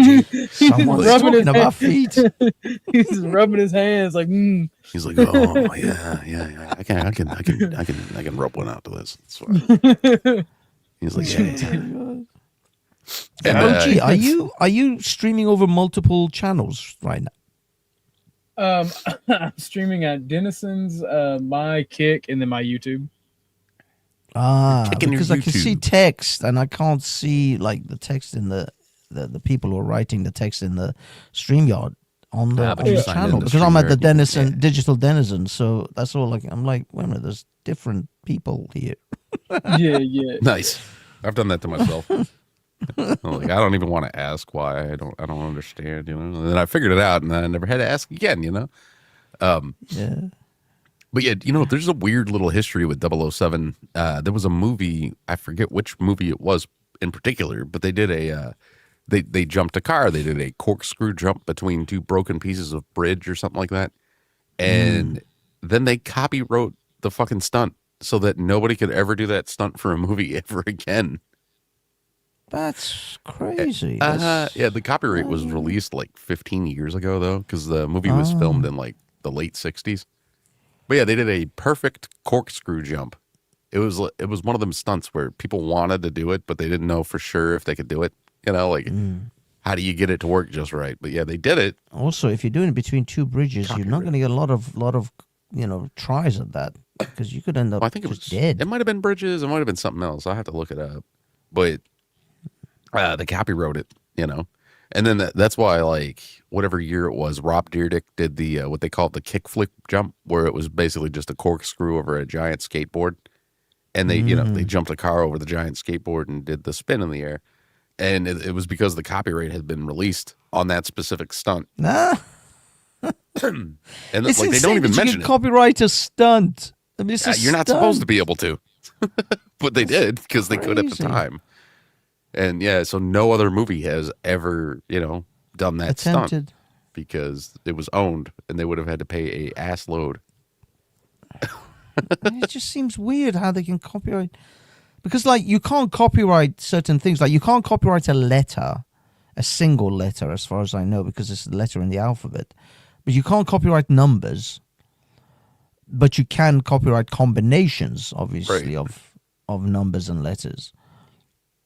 So it's I don't know, man. It's I found crazy. it. Here, I'll send it to you, OG. It's for your own good. You can't play. I wouldn't play it with audio on the stream because they're playing the dun dun dun dun dun. You know, you wouldn't want to do that, music. but you probably skip to exactly where they jump it at. God, it's not even a Here, I'll find out real quick. Where. If it's potential copyright, I'm just not gonna play it because like Yeah, I got that's for hit you for though. the Like if you want to check it out later. Yeah, But I want to watch it. I was gonna ask you if you knew what it was because I wanted to see it. But we got hit for the SNL skit yesterday. Of course, because that's SNL. You're always going to get hit for It's that. actually a James Bond movie, The Man with the Golden Gun. Yep, The Man with the Golden Gun. And Yeah, and the it is- clip that I it is put two back bridges. there happens at 52 seconds. Yeah. And it's like an amazing stunt. Like, I don't know how the hell they mathed that one out. Yeah, no, I remember this. I remember because I've seen this film. Like, if the wind blew hard it enough, I was. feel like it would have just screwed that whole thing up. The funny thing is they've got the guy, the sheriff, who's in the Cannonball Run movies, and he's sitting next to James Bond. He just happened to be like, I don't know, in Thailand or wherever it is. Oh. Yeah, man. So, yeah. I mean, you know what, though? Oh, gee, at least we can still cut out copywritten shit on our streams, even though we can't, Right? Like, YouTube's not going to pay us, but they'll definitely take money from us somehow. I don't know how that works. You know? Like, oh, you're not demonetized? Well, we're giving all your revenue away. It's like, wait, how? Never mind. Y'all just make too much fucking money. You probably own the shit you're telling me I copyright, The thing is, YouTube, even if you're not monetized, this was happening on my videos for a long time. Even if you're not monetized, they still advertise on your videos. They still put that 5-second one in to skip. I'm like, son of a bitch, you're not even giving me a penny from this, and you're still monetizing my videos. But yeah, they can do that. They'll monetize your videos even if you're not monetized. Yeah, I think I was over on Dusty's one night, and we were talking about like boners or something. I don't know. Somebody in the chat told me they got a fucking advertisement for Viagra. That's funny, yo. It was just a very That's apt real timing funny. kind of an ad. And I'm thinking, like, why are they advertising for Viagra on a platform that's 13 plus? Yeah, I mean that's a good come question, on. right? We all know that. I mean, not so much with YouTube, but certainly Twitch. Twitch encourages OF all over the place. They encourage all these people. I saw, this was ages ago, a girl who just does body painting on Twitch. And she essentially just puts a couple of little black paint on her nipples and then I know starts about her body channel, painting. yeah. And it's like, this is meant to be for children. This was meant to be for like 12-year-old boys who play video games. This ain't a video game site anymore. I mean, I'll be honest. First of all, I mean, my nephew, he's 11. He doesn't even get internet access. I'm not even joking. All his devices have no internet access. Everything's just, he can record stuff on his iPad for himself.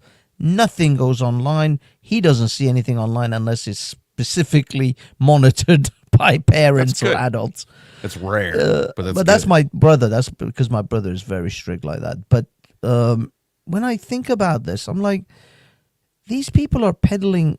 This is why I think so many people are now objecting to online porn, is because they all know that young kids, like back in my day, and I'm an old fart, the best I got was a magazine that I found in a bush, or some grainy multiple copied videotape which you could barely make out like a nipple because it's so horrific and broken up on like VHS. Those were our best shots at watching any kind of porn. So it wasn't like we were exposed to it at like 12, 13.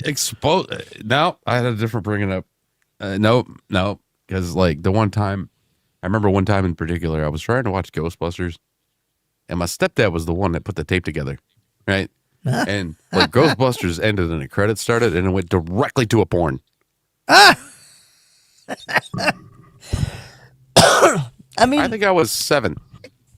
You were 7? Oh, Christ, that's 7 or 8. young. Like, That is young. dude, I remember. I was 8 the first time I saw Hustler.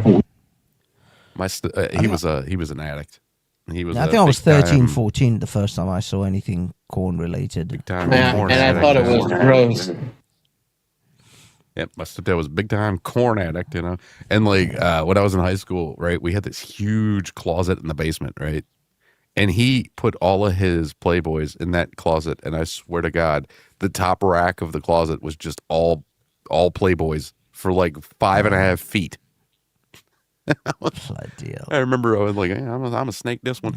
Like me and my buddies were down in the basement the one day, and they had asked me, they were like, I don't know what we went in that room for. It was like a storage area, where the closet was.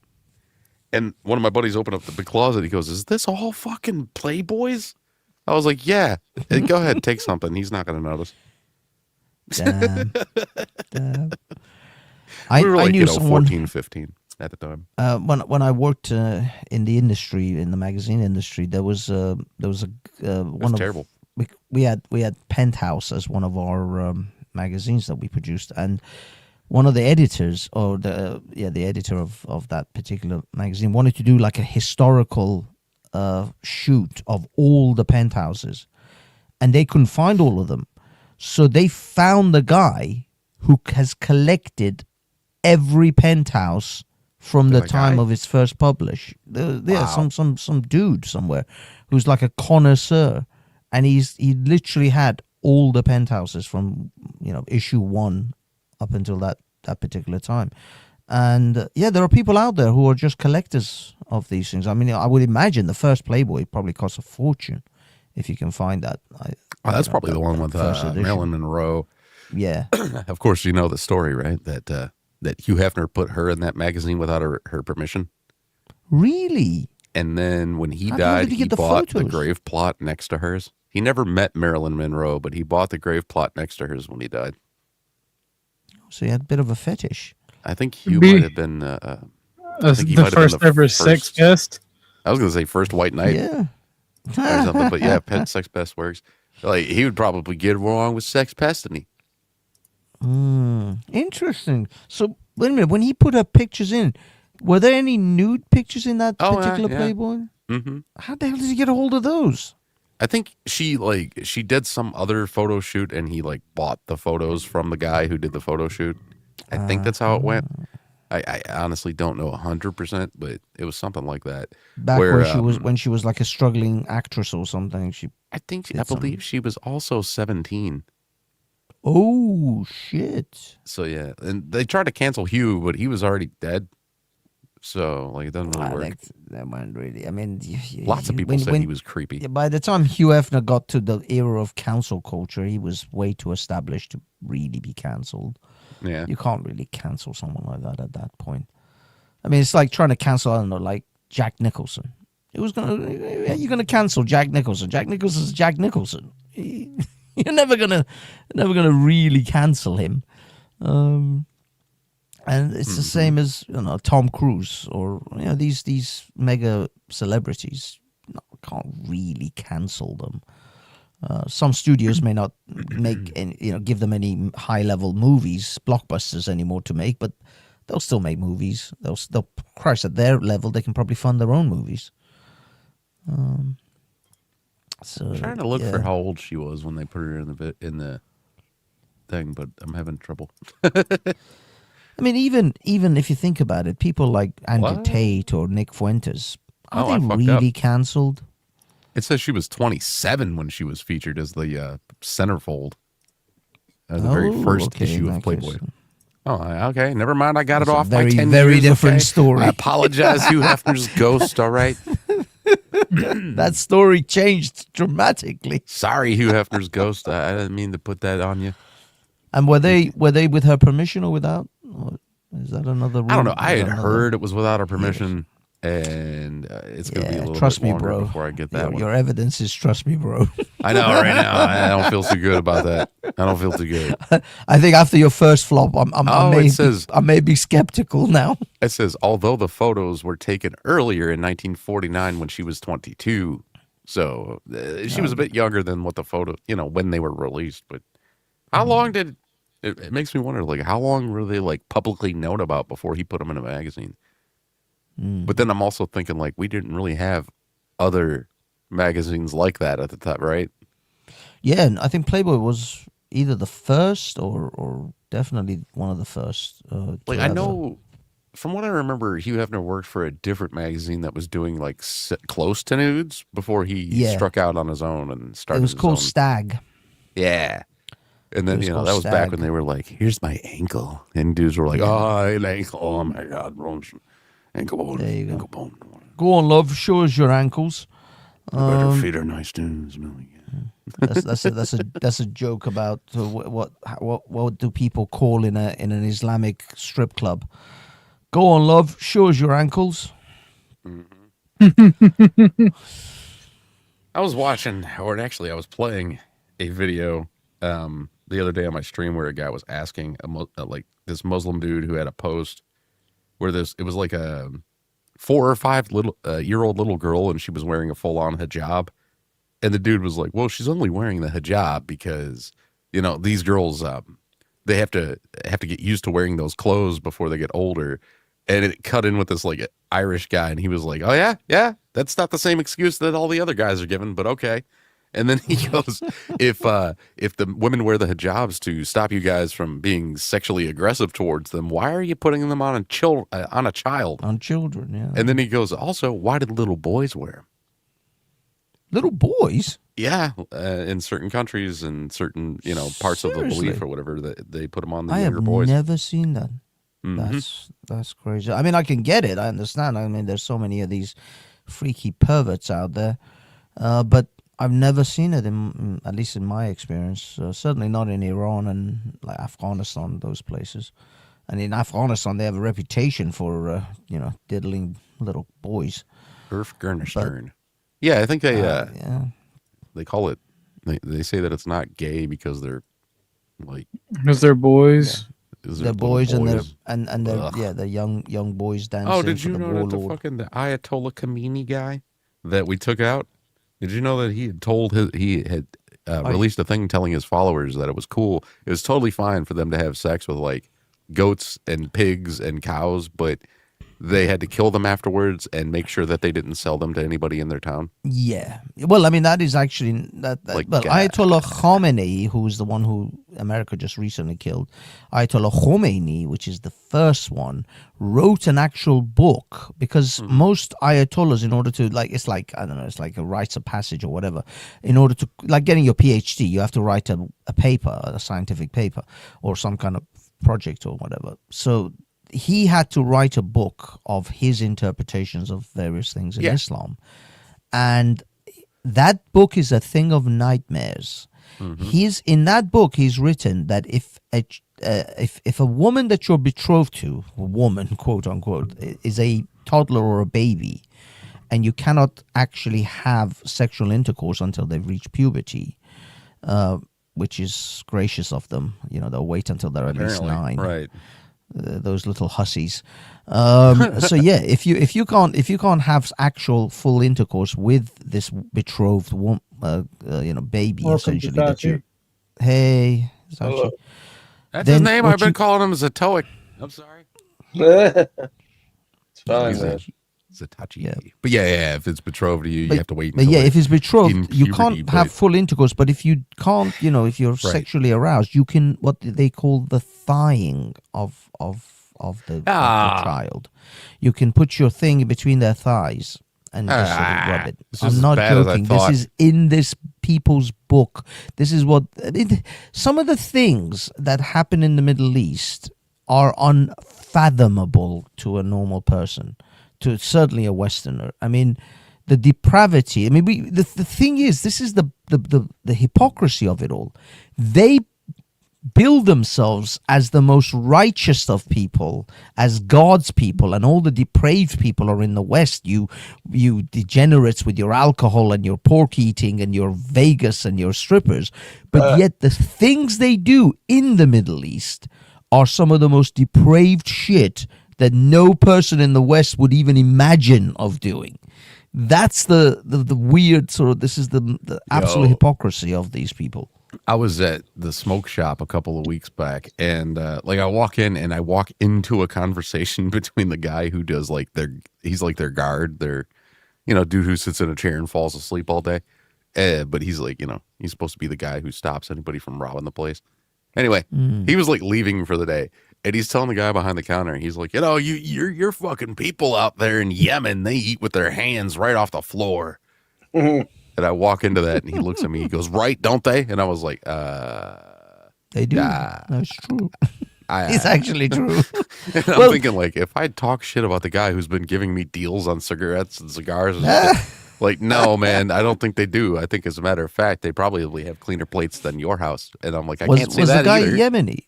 Was the guy actually Yemeni then, the driver? He's from Yemen. Oh, from Yemen, yeah. Yeah, from Yemen. And he was like, he looked at the guy and he goes, "Really?" He goes, and then he handed him like these 2 bags of bread. I guess the guy had stored, behind the counter before he left from work. And he hands him the bread, and the guy's like, "You crushed my fucking bread, man. You crushed my bread." And He just said shit about his people. like the store guy, he goes, "I didn't crush your bread. As a matter of fact, that's not even really bread that you got there." And he starts telling him, he's like, "You could squish that shit all over the place. It's going to go right back to normal anyway. Not like my homeland's bread. Our bread is good bread. We make our bread." And I'm just standing there. I'm like, man, I don't want to get caught up in this shit. Well, they do eat off the floor, but not off the floor. At least, I don't know about Yemen, actually. I can't speak for Yemen. Iran, put a leaf I can down. speak to Iranians. I can speak to Afghans. We sit on the floor. We have a kind of like a plastic material, I guess, a plastic sheet that we put on the floor. But we have plates. And yes, they do eat with their hands, which I find absolutely disgusting. But it's just a thing. It's a traditional thing. I was actually watching a video on Afghanistan street food just now. They have tables and chairs, but they've made the table and bench, essentially what they sit on, exactly like a floor, but it's just elevated floor where they sit exactly as they would if they were sitting on the floor. I'm like, what's the point of this? Just sit on the goddamn floor, just carpet the floor. You've just created an elevated floor. You've still got your stinky toes right next to the plate. And it's like, let me put my feet up next It's to my easier to feet. sit down and get up. Well, see, that's the thing, right? Like, so what they do is, we were talking about how, you get calluses on your feet. You just take some sandpaper in there. You got some salt. Oh, come on, dude. What is wrong It's all, it's all about recycling. That's nasty. Hey, people But eat yeah, placenta. I'll be honest. Certain hygiene issues is kind of nasty. People eat placentas. It's not, apparently that's not like, cannibalism. I don't. Nah, I'm good. Trippy. Yeah. You should be punished for that. OG ate his own foreskin. Oh, come on. That's how he grew it back. It's called recycling, sir. Stem cells. Yeah. Does it? grew If back. you eat it, it just goes through your stomach and just comes back out of your dick, right? Is that how Yeah, that works? it's known as it's a food glitch. It's a real life. Yeah. Yeah. In before I get a medical misinformation strike. It's like Louis C.K. who said his friend said to him, if you have a lot of sex and you run out of sperm, all you have to do is just drink milk. It'll just come straight through. Oh, It's fine. It'll just come straight through. Just drink the milk. You guys remember there was a YouTube video where it was like this workout guy, and he was like, I'm having my friend come over, and he's gonna help me increase my testosterone. And I remember playing it on my stream, and then he goes, my friend's gonna go in the bathroom and he's gonna create me some semen, and then I'm gonna yeah, that's where I'm gonna get my testosterone. And I was like, you just like, he's just gonna drink another man's semen. You created gay with more steps. it's just But he was gay like, with it's not, steps it's in not between. a sexual thing. It's it's for the testosterone that's in it. And it's like, dude, scientifically, there's not enough testosterone in that for it to affect your body in any There's fashion. a lot of protein, but not very He much. wants that male taurine. You wanted the aftertaste, probably. Oh, that's nasty. That is nasty. Little I have heard gurgly though gurgle. people eat things like the Chinese apparently eat the phallus of a tiger for keeping the. The fuck are you talking about? I had an ex that could swallow the whole damn thing. That's right. I wonder. Wait a minute. I don't really want to know, but it kind of makes me wonder if like tigers and lions and stuff have like the spiked wiener, like a house cat. Oh my god! Yeah. Uh-huh. maybe. Like I think it's called a barbed penis. See, this is why you're not allowed on the internet. Yeah. Did you guys? That's enough internet for you for today. Oh yeah. Oh, yeah? Did you guys know that that ducks? Did you know that male ducks just take the female Yes. duck like that? Yeah. Did you know that that They have apparently a corkscrew penis that's barbed so that it can't. female ducks they evolved a vagina that's like a maze on the inside. Yeah. So then like the male ducks evolved like a corkscrew penis that just drills through it. Yeah. It also has Yeah. barbs on the end so that the female can't escape once it's in there. Exactly. Jesus, OG. damn, nature, you scary. What the fuck? OG, because how do you think? most Life most will find a ducks- way. Well, no, most ducks grape Most other ducks ducks. aren't down to fuck. Yeah, it's all about Yeah, the, it's all grape. They're not willing customers here. And I'm like, okay, so like if God created ducks, then why didn't he just make the female ducks more sexually promiscuous? Instead of all this extra step shit. You know? There's no God. Like just make the ducks more horny. Do you guys know how bed bugs have sex? I've never really paid that much. The thought. male bed bug has like a needle penis and it just drills right through the shell of the female. No. Yeah, and they don't do any humping. They just drill in there and done. Well, and but move on. I mean, how does it get funny. to I'm the, gonna the use that. eggs and the vulva and like? It's like an thing? injection. They just skip over The any next time entrance I- hole. The next time I flirt with somebody, I'm going to be like, I want to do it like bed bugs, baby. Yeah, he's just Yeah. gonna plow Yeah, right put on through the your shell. finish and then go. Put on this Ninja Turtle costume I bought. Yeah. OG, yeah, nature is truly pretty fucking scary. Damn nature, you scary. Damn nature, you scary. The fucking what is it? The guy from Family Guy. Yeah. I can't remember. The Blackie weather forecast. It's the fucking dude. It's gonna rain. That's it. Exactly. It's gonna rain. It's raining sideways. Thanks, Ali. Fucking Ali. That's Blackie weather. Yeah. That's my favorite. That's my favorite one where it's like it's raining sideways. And he's just standing outside. Wind blowing and shit. Fucking yeah. I used to piss all the black kids off at school because I could do the black heart monitor. Like, yeah. Oh, he did. Yeah. Is that? They'd look at me and be like, oh, that's enough. That's What about enough the for you episode right now? where like Peter takes over his father-in-law's business and he starts making a heart monitor that sounds like The Bill black heart Cosby. monitor. Yeah, Yeah, and it's like, yeah. it's like the Bill Cosby one was like beep beep beep. Like Oh, what good. the fuck, man? They used to come up with good jokes, and then I've noticed that recently they've been repeating old jokes on Family Guy. Oh, they're Like, scared. there's- They're scared to make gay jokes now. Yeah, they said Yeah. they'd never do it again, and then they started won't do doing it gay anyway jokes anymore. because it's like y'all ran out of shit. The two worst episodes, I think, were the ones called. Wait a minute, what was it called? It was called like I forget the name of it, but where Peter went to go work for Trump. It's like the two worst episodes of that show. It's all Orange Man South bad, Park. small hands jokes. So it's like at one point Trump tries to assault Meg.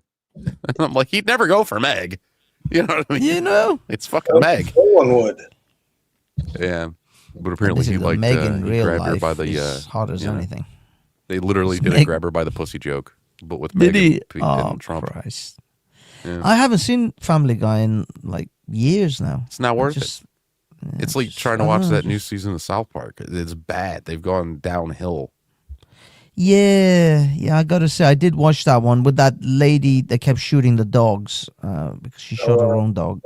Chrissy Noam. Christino. Yeah. But they just went really too heavy on anti-Trump.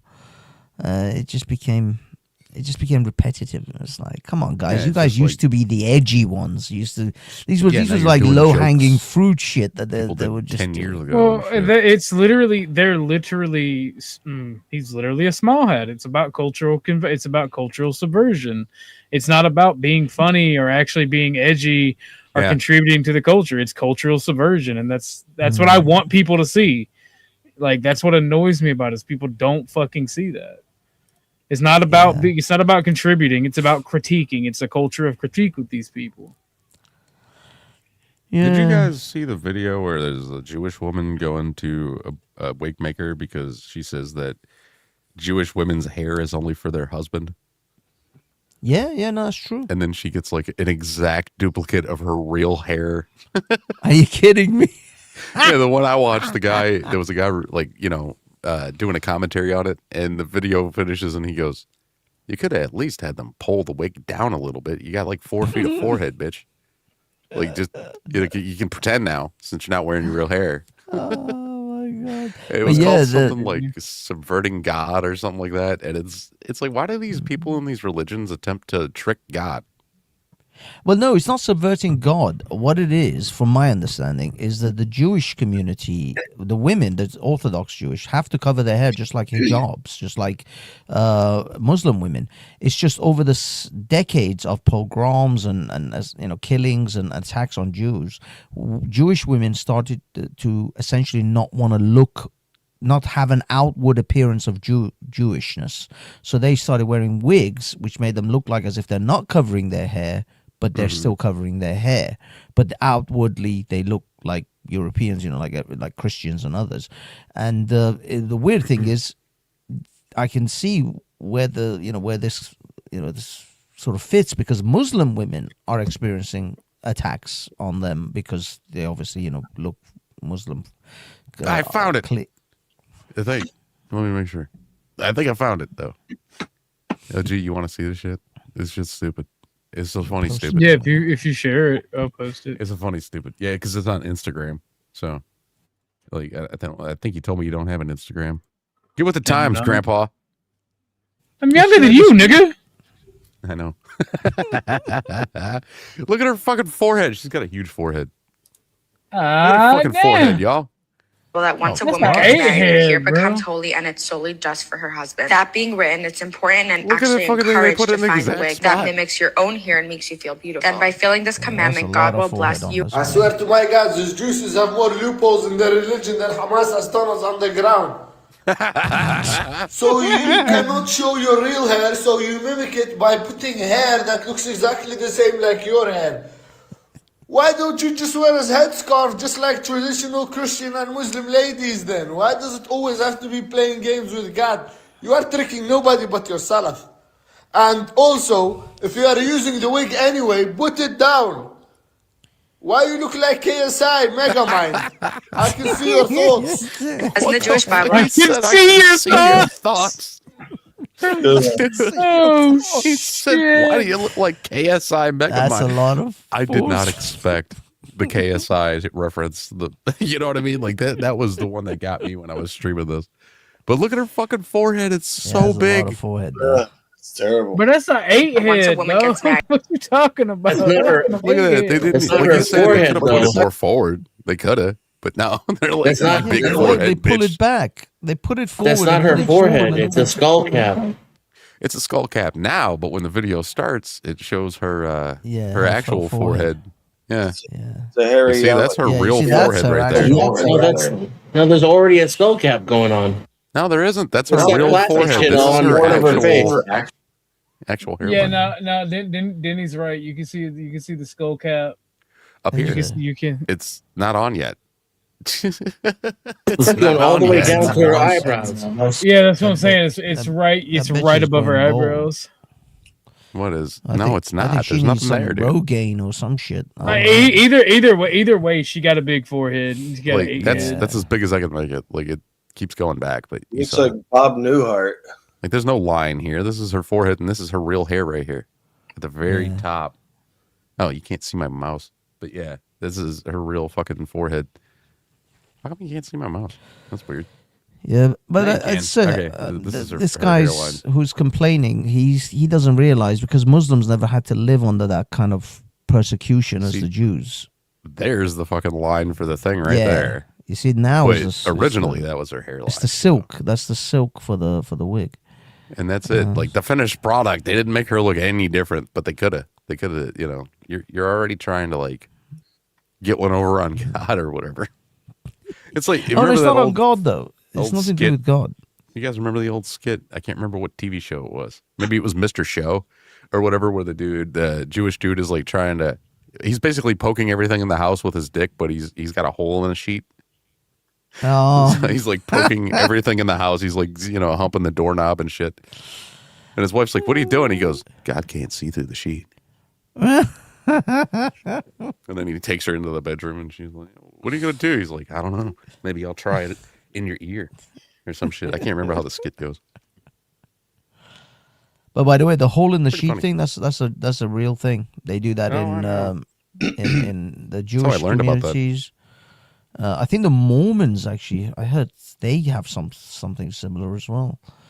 And in Afghanistan, yeah, they have it like that. They, in fact, the doctor's examination is like that. They have a hole in a sheet, and she has to move the sheet towards like wherever the issue is, and he can only see that part through the hole.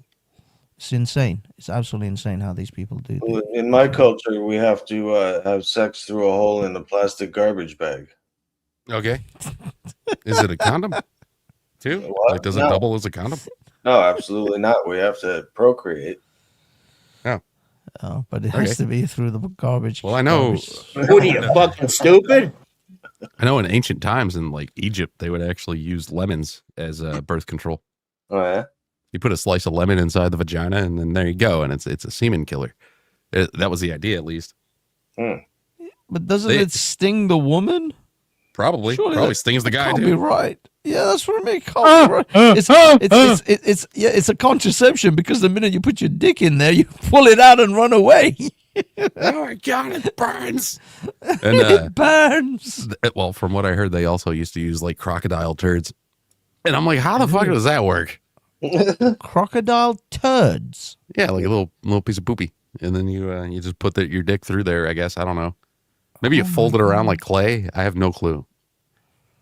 But I'm thinking, like, how the fuck did we survive that? It sounds like that would be a disease spreader. Like all this shit sounds like it would just be disease. Yeah, man. I mean, dude, people have been disease riddled for centuries. I mean, the whole thing with like the what was it? Was it the Tudors? I want to say the Tudors. But anyway, that era with the French who wore the wigs.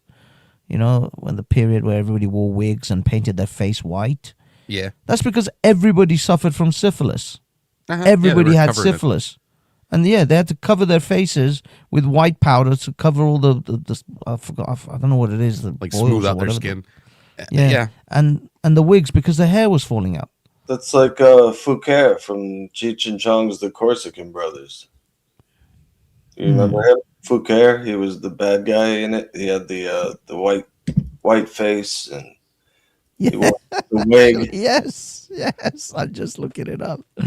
I mean, you know, like that. They cured what was it?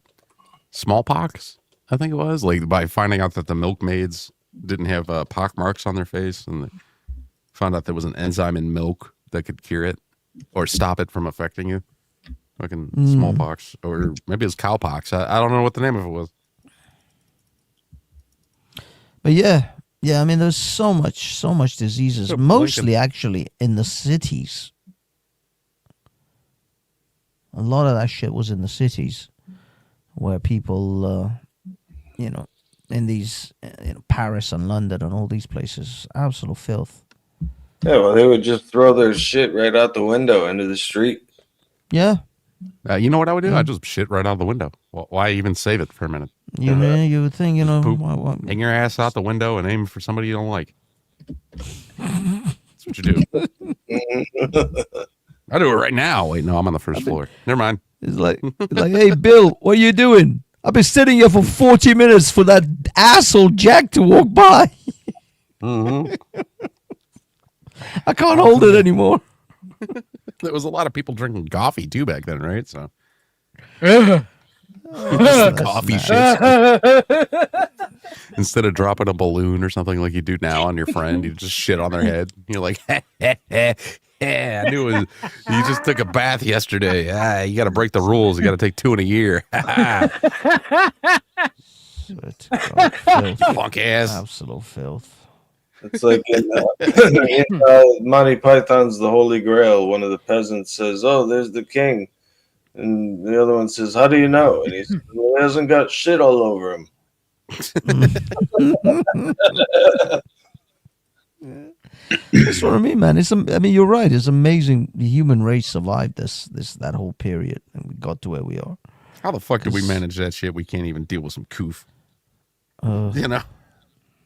Some COVID. Can't even manage to stay away from that. I can't even manage that shit. But like the Spanish flu, everybody seems to have been fine afterwards, except for all those people who died. But I was like, dude, I had a buddy. Oops, sorry about that. I had a buddy who was so hopeful that COVID was going to be the zombie apocalypse. He was hopeful. He was like, "Yes, I'm finally gonna get that zombie apocalypse I've been after." And I was Speaking like, of the zombie apocalypse, I'm just kidding. Go ahead. I'm just kidding. Oh, dude. I don't think a zombie apocalypse would spread anywhere near as close. You know what I mean? Like anywhere near as fast. As soon as somebody starts getting up and biting people, all of America's just going to be like converging on that one zombie. It's going to be one simultaneous gunshot sound. It's going to rock the planet. Our planet shakes. It's like, oh, the earthquake that was caused today, by the way, was the first zombie was spotted in the south for 3.5 seconds. So I just have this fucking Billy. We're going to the on the scene. Fox 5 News, right? It's Billy, like just a pair of feet. Billy Ray Bush Jr. They just go like up to the some most dude. redneck man ever. It's a huge mouth full of fucking chewing tobacco. They're like, "So yours was the first shot?" Huh? He's like, "Yep, I knew it was coming." Yeah, we play so much video. We play so much dang old video games. You know what I'm saying? We were just ready, and he bit the shit out of the doctor, and we've been preparing. You know, God bless Trump. God bless the USA, and we just have these freedoms, and we just blasted that some bitch back to the Stone Age. You know. Or Boomhauer, like it's just a Boomhauer. I was just in there right there, and saw that motherfucking coming up, and I just told everybody, I was like, "Arm up, bitches!" And you're like, "What the fuck did he just say?" You just pan over to this blood splatter on the ground. There's this anime called High School of the Dead, and I love the abridged series. Like in the first episode, it gets to the point where there's a news broadcast. It's like, meanwhile in America, and it's just a cut of like zombies getting shot, and it's like, yay, it's over. Like the rest of the world, hell yeah, the rest of the world. He ended the zombie apocalypse in like a weekend. Well, I just finished watching World War Z. That's what annoys me about the zombies, right? Because they make the American military and all militaries like incompetent. Like in America, the zombie apocalypse will get fucked over quick because people just start gunning people down, right? Oh yeah, the world might struggle with it, but like most places that have a big military, it would be over in a fucking weekend. Yep. That'd have go over to OG's house. He's like, "Yeah, I shot my black neighbor." And they're like, "He was a zombie." He goes, "Could have been. He could have been." They look at OG. They're like, "He was a zombie," and you're like, "What? What? What do you mean? Those are from the movies." I just look at them like, "Oh no, you can't be too cautious these days." Yeah. I saw something in his eye. He looks slightly pale today. He looks slightly pale, and I didn't smell fried chicken when I woke up today. Like, what? Like, yeah. I'm pretty sure he was barbecuing one of the neighbors. Yeah, sure, he was a zombie. Yep. Shit. Yeah, we're making OG so racist without him even opening his mouth. Stop it. Stop. He's gonna give you He's trouble. turning around. He's like, "Thank you. Sorry. Stop it. Stop it. Stop." It's like, yeah, I shot my black neighbor.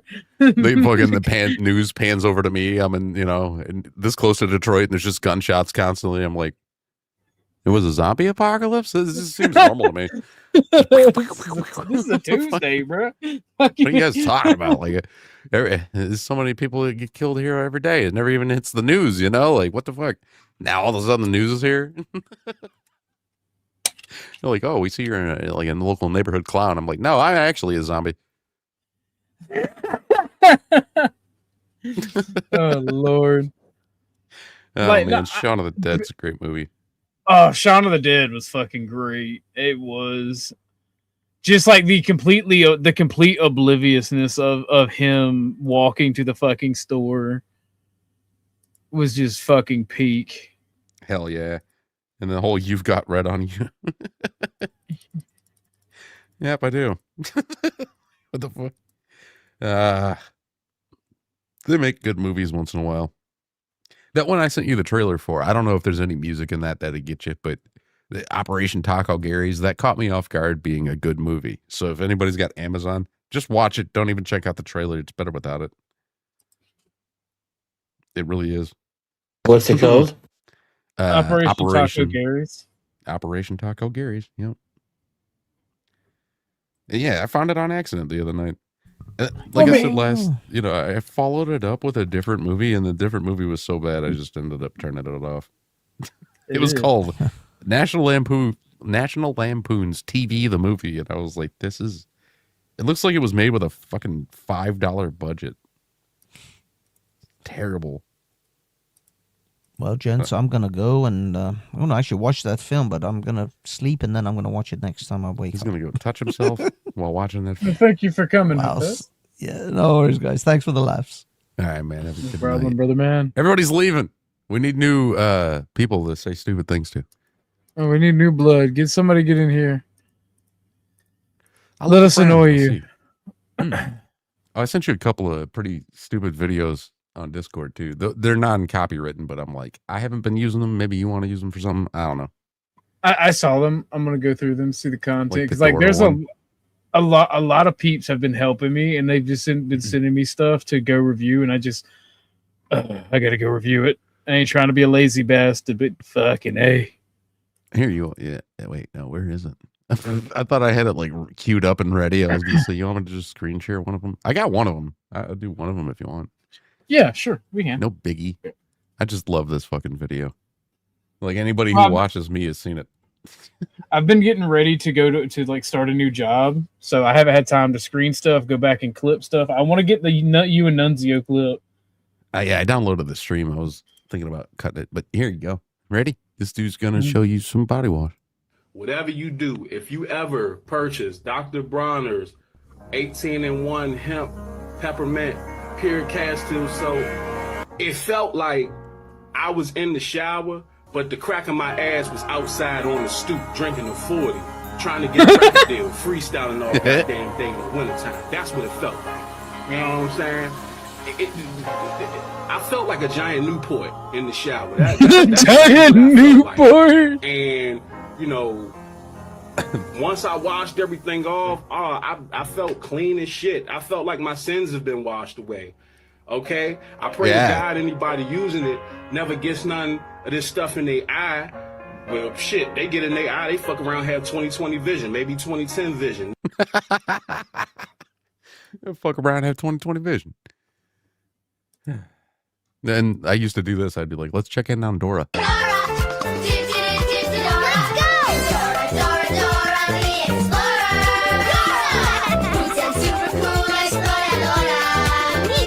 Never got a copyright claim. That's never got a copyright claim or anything.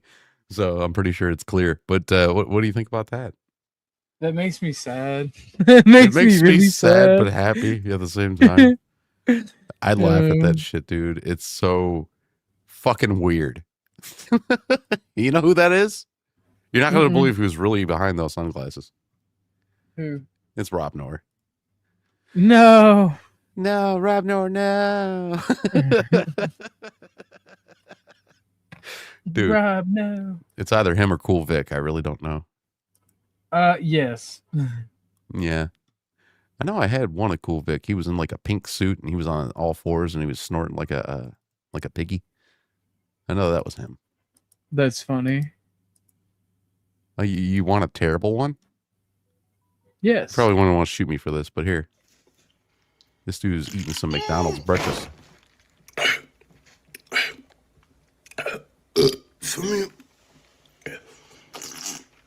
You know what's weird? I can't decide if he's saying "you feel me" or if he's saying "fill me up." Fill me up. Right? Fill me up. Got the hot cakes, man. Fill me. Or if he's saying "fam," I don't even know. Bless. Thank you for this beautiful loving.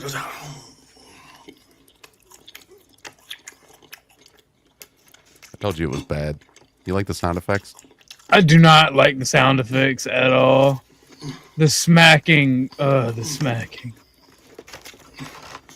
He ain't done yet. This is actively making me racist, brother. Woke up 10 seconds ago, man. Just woke up 10 seconds ago. How'd you get that so fast? Breakfast, man. Oh, you're really gonna hate. Syrup, the big breakfast, man. Sausage egg muffin with the hash brown, man. I want to punch him. For me. He's squeezing the last drip out of that fucking syrup. Just did the DoorDash cheat code. Just asked for my refund. So you know I got that back with the DoorDash credits, man. For me. How do you feel about that, OG? The fact Oh, that that- he got his credits back from DoorDash after getting the meal. I feel like everybody should do that. I ain't gonna lie to you. I thought DoorDash is expensive for no reason. Like I was trying to get I was There's gonna more. order a pizza from Little Caesars and have them deliver it. So I went to Little Caesars at first, and like Little Caesars, like on their website, shut down their delivery aspect because DoorDash handles it for them now, and DoorDash upcharges pizza like $5. So I'm just sitting here like, you know what? I don't feel bad anytime anyone ever rips DoorDash off. just the amount of fucking upcharge DoorDash does.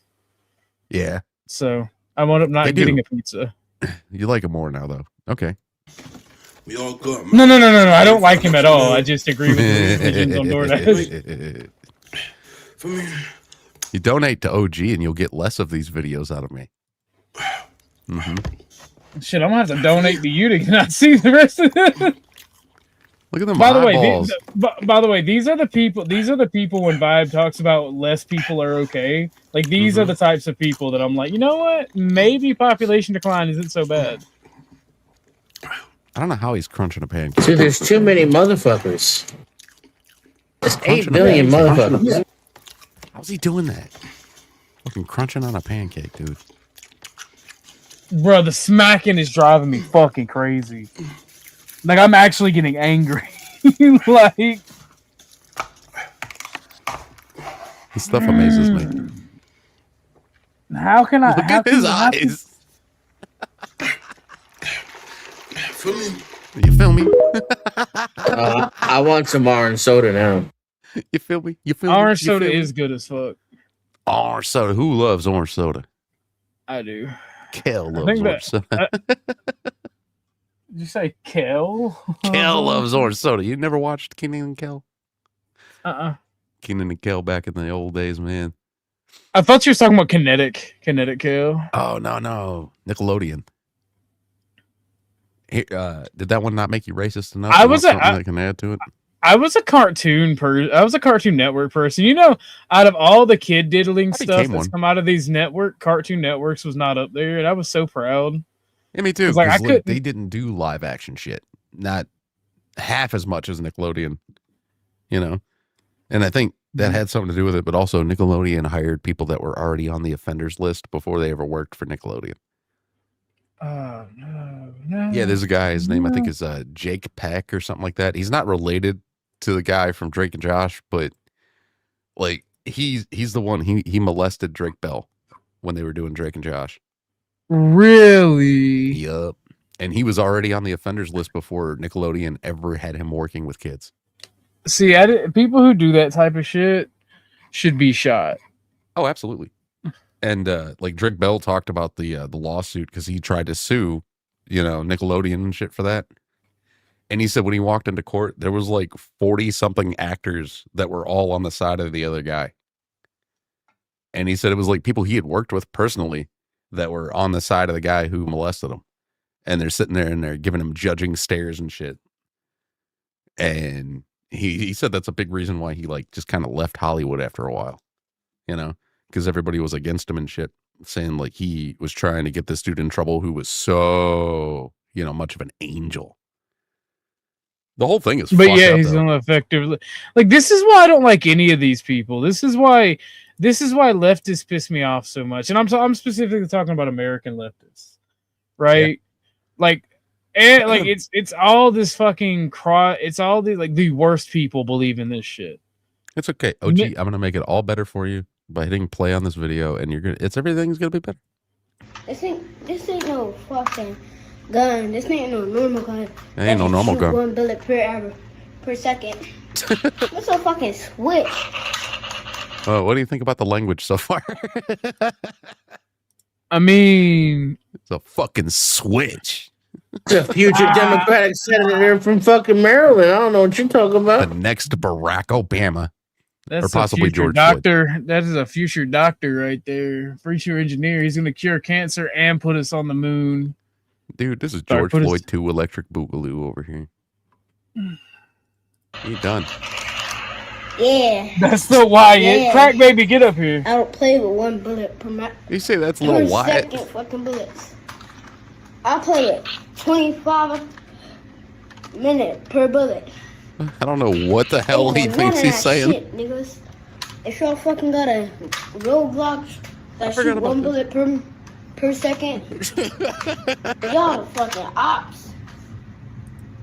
Kill the fucking op right now. I'm in the ops crib. Yeah. Yeah. All these niggas suck my dick. Funny is, 1 bullet per second is actually faster than 23 minutes per bullet. I know. He's still figuring. Well, I mean, look at him. He ain't learning no math. He probably already left school. When I played this on my stream, I was like, he's got 2 kids. I was like, he's in like a really nice apartment or something. He's in like a really nice house, and he's, like it's clean and shit. Like got the view behind him. Like that doesn't look like a cheap place or anything like that. And I'm like, I wonder how. I don't even know anymore, right? Like, oh, I'll tell you exactly how that happens. So what better than happens is Nickelodeon. rich land developers, because this is literally what's happened like less than 100 yards from me, from the property that I'm on now. Like rich property developers will buy cheap land in already established communities or right outside of towns, build entire subdivisions or or row homes or townhouses or duplexes. They'll rent them out for obscenely amount of money per month. Not be able to rent them for a year, immediately go to HUD or government housing and get subsidies to put these people in them. You're my best friend. Man's best friend. Oh, yeah. I wasn't sure if you liked Ricky. I love Ricky. I used to have a friend of mine that was freaked out by disability, and he was scared of Ricky. So every other day, like whenever he'd call me fat, because this was an online friendship, but I met him in real life. He was from Philly, and he was a dick. So every time he'd crack a fat joke, I sent him a Ricky Warwick video. I'm like, look at it, look at That it. was loud. Sorry, I didn't realize how loud that was. Check it out. Samsung Galaxy Z Flip. The Galaxy evolution Z of Flip. design.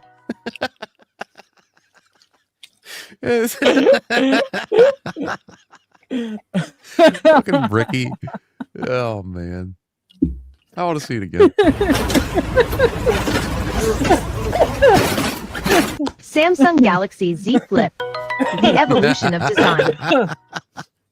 That's fucked up. How do these videos end up in my hands? I don't even know anymore. Oh man, I had a bunch of Ricky ones. They're probably just locked away in different like folders of mine. Have you guys seen the Stephen Hawking ones where he's like on the racetrack? Yeah. See, but that the Ricky AI is made by Ricky. Like he's the one making the video. Yeah. I think I have him wrestling in this one, or I didn't make it. Oh no, that's not wrestling. Oh, you're doing Never mind. splendid, Ricky. the lights down there. This is Keep it steady. Through the clouds we go. Let's go. I remember why I had that. I actually played that around Christmas. So, OG, you didn't like what would that be? Fucking Jimmy Neutron? You didn't watch that? So I did watch Jimmy Neutron. Jimmy Neutron. Like I for a reason. I watched the cartoon, whatever cartoons were on as a kid. Like I would switch to I would switch between, but like I was if I had to pick in the Cartoon Wars, like what I was gonna choose first would have definitely been Nickelodeon. Or not Nickelodeon, Cartoon Network. Cartoon Network. Yeah, see, he's yelling. He's got a blast, guys. He's got a blast.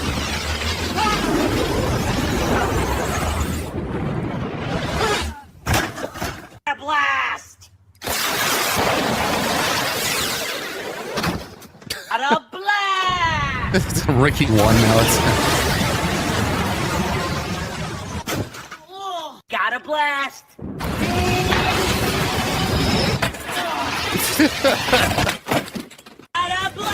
Ricky.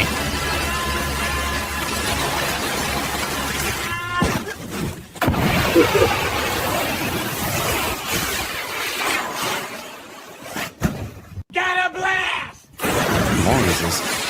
Oh. There's like 2 left. Maybe 1. Strong fence. Got a blast! Yeah, there he goes. I feel like he wanted to end up in there. He did it right. It's probably a hot chick in there, you know, popping the top. Fucking Ricky, dude. Oh, this was the one that everybody fucking I hated. got with me. Yes, sir. We're just He's chilling. my boyfriend now. I guess that makes you my boyfriend. Lucky you. Let me steal a forehead kiss. Stop, it tickles. Your little hand fits right in mine. Yeah, like a glove, but way better. Feels so good to be gay. Me too, I'm gay, and I'm proud. Feels good to share this with you, brother. Yeah, we can be gay together. It's Come awesome. here. We're gay and happy. Hold still for me. I catch the light on your glasses. Make me look handsome. You already do. I'm just letting the brush know. You're sweet. Don't forget the beard. It's the best part. Yeah, I'm gonna take you down. 2, 1, go. Stronger than I thought. They're gay now. They're gay now, Ricky. Oh my OG. god. Oh my god. The fact that it's like it feels so good to be gay. Your little hand fits so well in mine. Yeah. That's stronger than I thought. He fucking snaps his arm like a twig.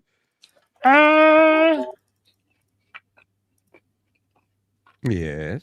Fucking crazy, brother. What you playing today? You still playing with your clicker? Supreme Ruler. I like adult video games. No, I'm just It is an adult. It is actually an I'm autism playing video with you. game. Yeah. Yeah. Did I? No, I told you that if you go to Steam and you click free and start looking through the games, there's like a bunch of actually adult video games that shouldn't, in my opinion, be free. Like why are they there? They're so easily accessed. But I realize, I have a adult account, but still, it's like straight hentai. It's like straight up hentai in video game form. And I'm like, who plays these? And then 2 seconds later, I'm like, oh yeah, Japanese guys. And I was thinking, probably also OG. He probably plays those. Yeah. One They're second. One Dude, second. it's like full on penetration video games. It's fucking weird. All right, Zatachi, come back when you're not eating. Ah, that's what that was. I cannot fucking stand smacking. I thought you were playing that video. I thought you or Dennison was playing that video behind. No, he's just chewing. Yeah, I can't stand smacking. It makes me fucking angry. He was chewing and chewing and chewing and chewing. And well, it wasn't really all that, but I did hear it a couple times. You know what I mean? I'm making a bigger deal out of it. Mm-hmm. But yeah, I heard a couple of crunches here and there. He's probably eating the same pancakes the other guy was. Somehow they crunched. It's fucking crazy. What are you eating over there, bread? I found myself getting more and more angry at that black guy in the video. I was like, bro, I wish the zombie apocalypse would happen. And he was my neighbor. Howdy, neighbor. Bah! Yeah, perfect timing. Just fucking wipe off the gun. I like sharpening my gun. It's very, very sharp gun I have. It's just sharpen it once in a while. It's just, nice pointy tip. And I can poke people with my pistol. I don't know where the hell that other guy went. I want to talk to that nun guy again. Nunzio? I don't know where he is. Go get exiled and be like, bring back Nunzio. Trippy wants to talk to him. Well, I mean, my thing is people that got to talk that much shit are pussies, bro. Oh, yeah, it's all fake. Just off the rip. If you get that soft as baby shit, bro, it's pathetic.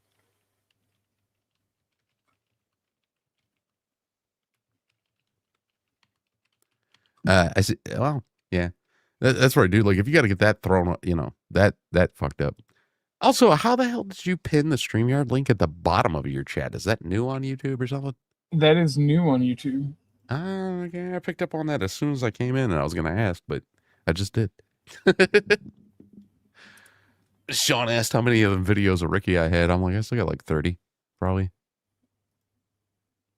There was a little period there where I was playing those, and be like, the Ricky time. It's Ricky time.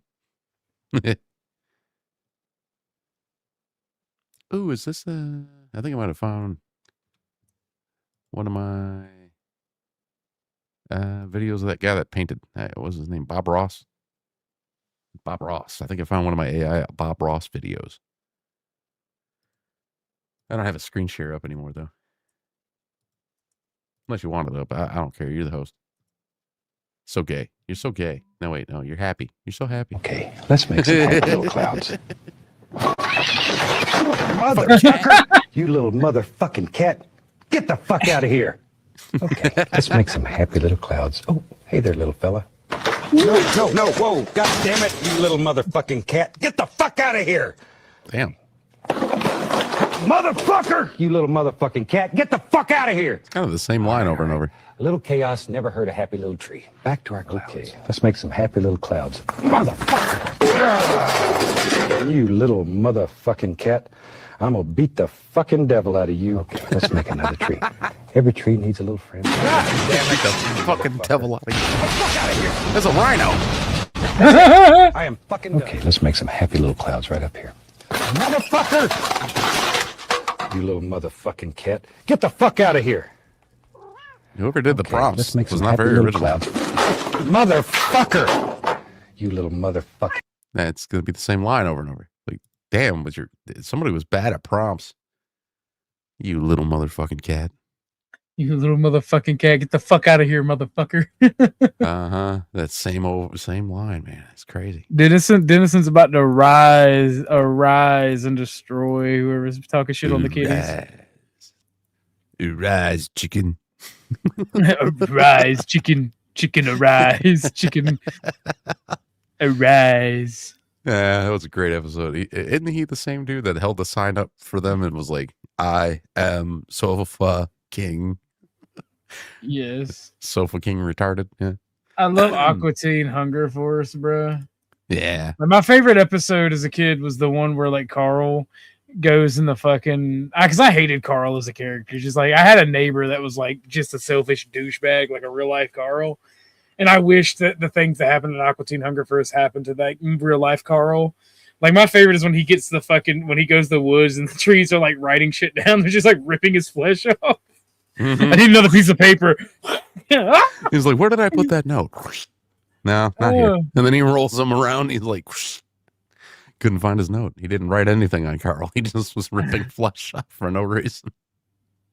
Dude, those guys had to be so stoned coming up with that shit. You know. For real, what would be real. funny? This fast food combo, and then we could just put them on TV. They'll be superheroes. Look at the edge controls. What do you think about this, OG? We got some figure skating. We got to bring some class to your stream. Look at the edge control, so smooth. It's remarkable. The center of gravity is low, yet he's light. Speed he's carrying out of that edge, it's effortless. And there goes the spin. Tight center, no wavering at all. Preparing for the axle. Beautifully in the air. This powerful frame. Watch this jump. Double rotation, clean landing, unbelievable for such a massive frame. Incredible edge control. And the lift into that actual here, so smooth. And the rotation, remarkable speed for someone of his size. The back. Listen to that crowd. He's got them on their feet already. And look at the precision and the spin, perfectly centered. The costume just explodes with light as he Here rotates. comes the axle, and he nailed it. Look at the edge quality, so He steady. carries his weight as if it's nothing. Incredible control in that spin. The center barely moves. Here comes the axle. And he lands it. Incredible. He I wish this was real. centers it perfectly, and the speed he's getting is remarkable. And I wish this was real. I do. I would so watch some fat figure skating. I know you would too. I'm a fat ass and I'd still watch it and still make fun of them. That's the Okay, thing. how about this? This is an AI that a lot of people told me was creepy. You think it's creepy? Yeah. Oh my god. Oh.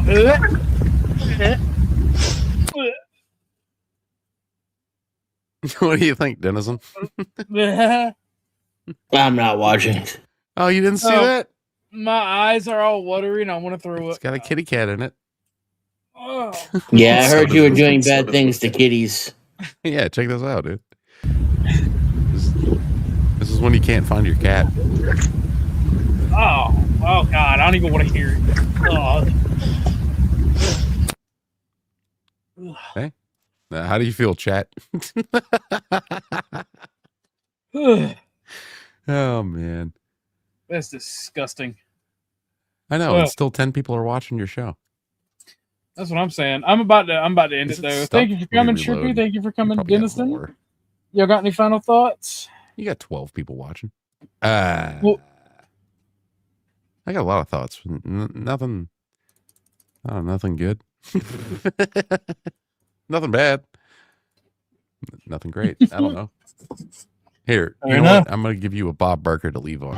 Hey, welcome to the show. You like my outfit? Thought I'd dress for the occasion. Today's contestants are fresh out of the mountains of the Appalachia. Let's see if we can win them a full set of teeth between the three of them tonight. Jessica, how are you feeling today? I'm feeling That's real so good, mean. Mr. Barker. A little nervous, but good. You look ready to play. Now, Jessica, you got a little lazy eye there. Well, let's see if we can win you a new one tonight. That's hey there, fucked up. Marie. Are This you is any if you were relation the to host, Jessica OG. over there? Why, yes, that's my Uncle Dad. Your Uncle Dad? Uncle Jesus Dad. Christ, the family tree is a bush.